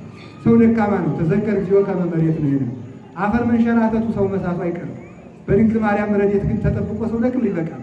የእሷ ረድኤት ጠብቆን እንጂ ሁላችንም ደካሞች ነን። በእግዚአብሔር ቸርነት ግን ለገነት ለመንግሥተ ሰማያት ለክብር እንደምታበቃል የሚፈታተንን ሰይጣን እሷ ቀድማ እንደምታጠፋልን እናምናለን። ረድኤቷ በሁላችን ላይ ይደርብን። ለአስተአጸቡ ታቀልን። ስለዚህ እመቤታችን አንድም ይሉና የማ ችግር መጣ እኮ የሴት መመኪያ ልጅ ያትቀረው ድንግል ማርያም ነው። ወንዶችሳ እችን ብቻ ጨርሱ። የደናግል መመኪያ በሉ። የደናግል መመኪያ የወንዶችም ደናግል። በአጭር ቃል ግን የደናግል መመኪያ የተባሉ ምንድን ነው? የአብያተ ክርስቲያናት መመኪያ ወይም አብያተ ክርስቲያናት የተባሉ ምንድን ነው? እያንዳንዱ ክርስቲያን ቤተ ክርስቲያን ይባላል። የክርስቶስ መቅደስ ነው። ቅዱስ ጳውሎስ ፋልኩክሙ ለአሐዱ ምዕት ዘውእቱ ክርስቶስ፣ ሁላችሁንም እንደ ንጽሕት ድንግል ለአንድ ሙሽራ እንደምትታጭ እንደ ንጽሕት ድንግል ሁላችሁንም ለአንድ ሙሽራ ጫችኋለሁ። ያ ሙሽራ ኢየሱስ ክርስቶስ ነው ይላል። ስለዚህ የወንዶችም የሴቶችም የመነኮሳትም የካህናትም የዲያቆናትም የጳጳሳትም የሴቶችም የዚህ ሁሉ አንድ ሙሽራ አላቸው። ማን ነው እሱ? ኢየሱስ ክርስቶስ በሉ። አዎ። ስለዚህ ለክርስቶስ በሃይማኖት የተጠመቁ ሁሉ ደናግል ይባላሉ። የደናግል መመኪያቸው የተባለው ተመልከቱ። በነፍስ ድንግል የሆኑ የድንግልናቸውን ያጡሳ ቢሰናከሉት ቢባል ደግሞ ተመልከቱ። በንስሐ ተመልሰው ለነፍስ ድንግልና የበቁትም የእነዚህም መመኪያቸው ቅድስት ድንግል ማርያም ናት። ከእግዚአብሔር ጋር እንዲታረቁ ለንስሐ ድንግልና ታበቃቸዋለች። አንድም ይሉና ሊቃውንቱ ምን ይላሉ? ተመልከቱ። የሐምስት ጠባባት መመኪያቸው እሷ ናት። ለምን? ዋጋቸውን የሚከፍልላቸውን ጌታ ወልዳለችና። ማቴዎስ ምዕራፍ 25 ላይ ስታነቡ ምን ይላል? 5 ጠባባት ልባሞች፣ 5 ሰነፎች ደናግል ነበሩ፣ አልተረጉምም። የልባሞች መመኪያ ናቸው። እነዚያ ልባሞች የተባሉት እነ ሃይማኖት፣ እነ ፍቅር፣ እነ ተስፋ ናቸው። እነዚህ ዋጋ እንዲያሰጡ የድንግል ማርያም ረድኤትና ምልጃ ሞገሱ ሆኖ ይቆማልና የደናግል መመኪያቸው ድንግል ማርያም ናት። ማለት የነፍሳት መመኪያቸው ቅድስት ድንግል ማርያም ናት። ዘአስተአጸቡ ታቀልን ጭንቅ ታቀላለች። በሉ እስኪ ሁላችሁ ጭንቅ ታቀላለች። በሉ አይዟችሁ። ጭንቅ ታቀላለች። አዎ እንኳን እናንተ ጭንቅ ታቀላለች ሲባል በምጥ ብቻ እንዳይመስላችሁ፣ ወይም በራብ ወይም በልብስ አይደለም። ዘአስተአጸው ታቀልል የ5000 ዘመን ጭንቅ አቀላለች። የሲኦል ጭንቅ አቀላለች። ድንግል ማርያም የማታቀለው ጭንቅ የለም። ተንበርክካችሁ 7 ጊዜ ጸሎተ ማርያም ድገሙ። ችግር ሲመጣባችሁ ለማን ልደውል ይሆን ወደ ማን ልናገር አትበሉ። እመኑኝ፣ እውነቴ ነው። ከስዕሏ ፊት በርከክ ብላችሁ ከቻላችሁ ልባ ጨምራችሁ 7 ጸሎተ እግዝእትነ ማርያም ድገሙ። አጋንንትን በልጇ ረድኤት ታበታትንልናለች። ስለዚህ ጭንቅ ታቀላለች። ምንድን ነው? ወትተነብል ለሁሉ ፍጥረት ለፍጥረት ሁሉ ትማልዳለች። ለው ሲናገር ምንድን ነው? ይእቲ ምሳል ይእቲኬ ምሳል የልመና ቦታ ናት ይላል። ይገርማል። እንደው ምሳል የልመና ማቅረቢያ ሰው የራበው ሰው ከድንግል ማርያም ለምኖ ህብስተ ክርስቶስን ያገኛል። የጨለመበት ብርሃን ክርስቶስን ያገኛል። ርስት ያጣ ገነትን ያገኛል። ስለዚህ ልጅነት ያጣ በጥምቀት ይከብራል። ድንግል ማርያም የለማኞች ሁሉ ክብር ማግኛ የወርቅ ቦታቸው የነዳያን የገንዘባቸው ሀገር ናት ብለው ይናገራል ሊቃውንትና ይችን የሰጠን እግዚአብሔር የተመሰገነ ይሁን። ከዚች መመኪያችን እግዚአብሔር ያወጣል። ከምትለብስ መካን ረድኤት ከምናገኝባት ከእሷ ፍቅር እግዚአብሔር አይነጥለን። ስለዚህ ሁላችሁም ውዳሴ ማርያም አታቋርጡ። ቅዳሴ ማርያም ጨምራችሁ ጸልዩበት። መዝሙረ ዳዊትና ውዳሴ ማርያም ድገሙ። በጨነቃችሁ ሰዓት የሰማችሁትን ስብከት እውቀት አድርጋችሁት አትቁሙ፣ ሕይወት አድርጉት። ውዳሴ ማርያም ደግማችሁ ሰላም ለኪ ደግማችሁ መፍትሄ ታገኛላችሁ ከተባላችሁ ድገሙ። ምንም ጭንቅምታ እንዴት ላድርግ ብላችሁ ወገባችሁን ይዛችሁ አትጨነቁ። ነጠላችሁን መዘዝ አድርጋችሁ አጣጥላችሁ ሰላም ለኪ ተደፍታችሁ 7 ጊዜ ጸልዩ። አጋንንት ይወድቁላችኋል። እግዚአብሔር ከሁላችን ጋር ይሁን። ስብሐት ለእግዚአብሔር።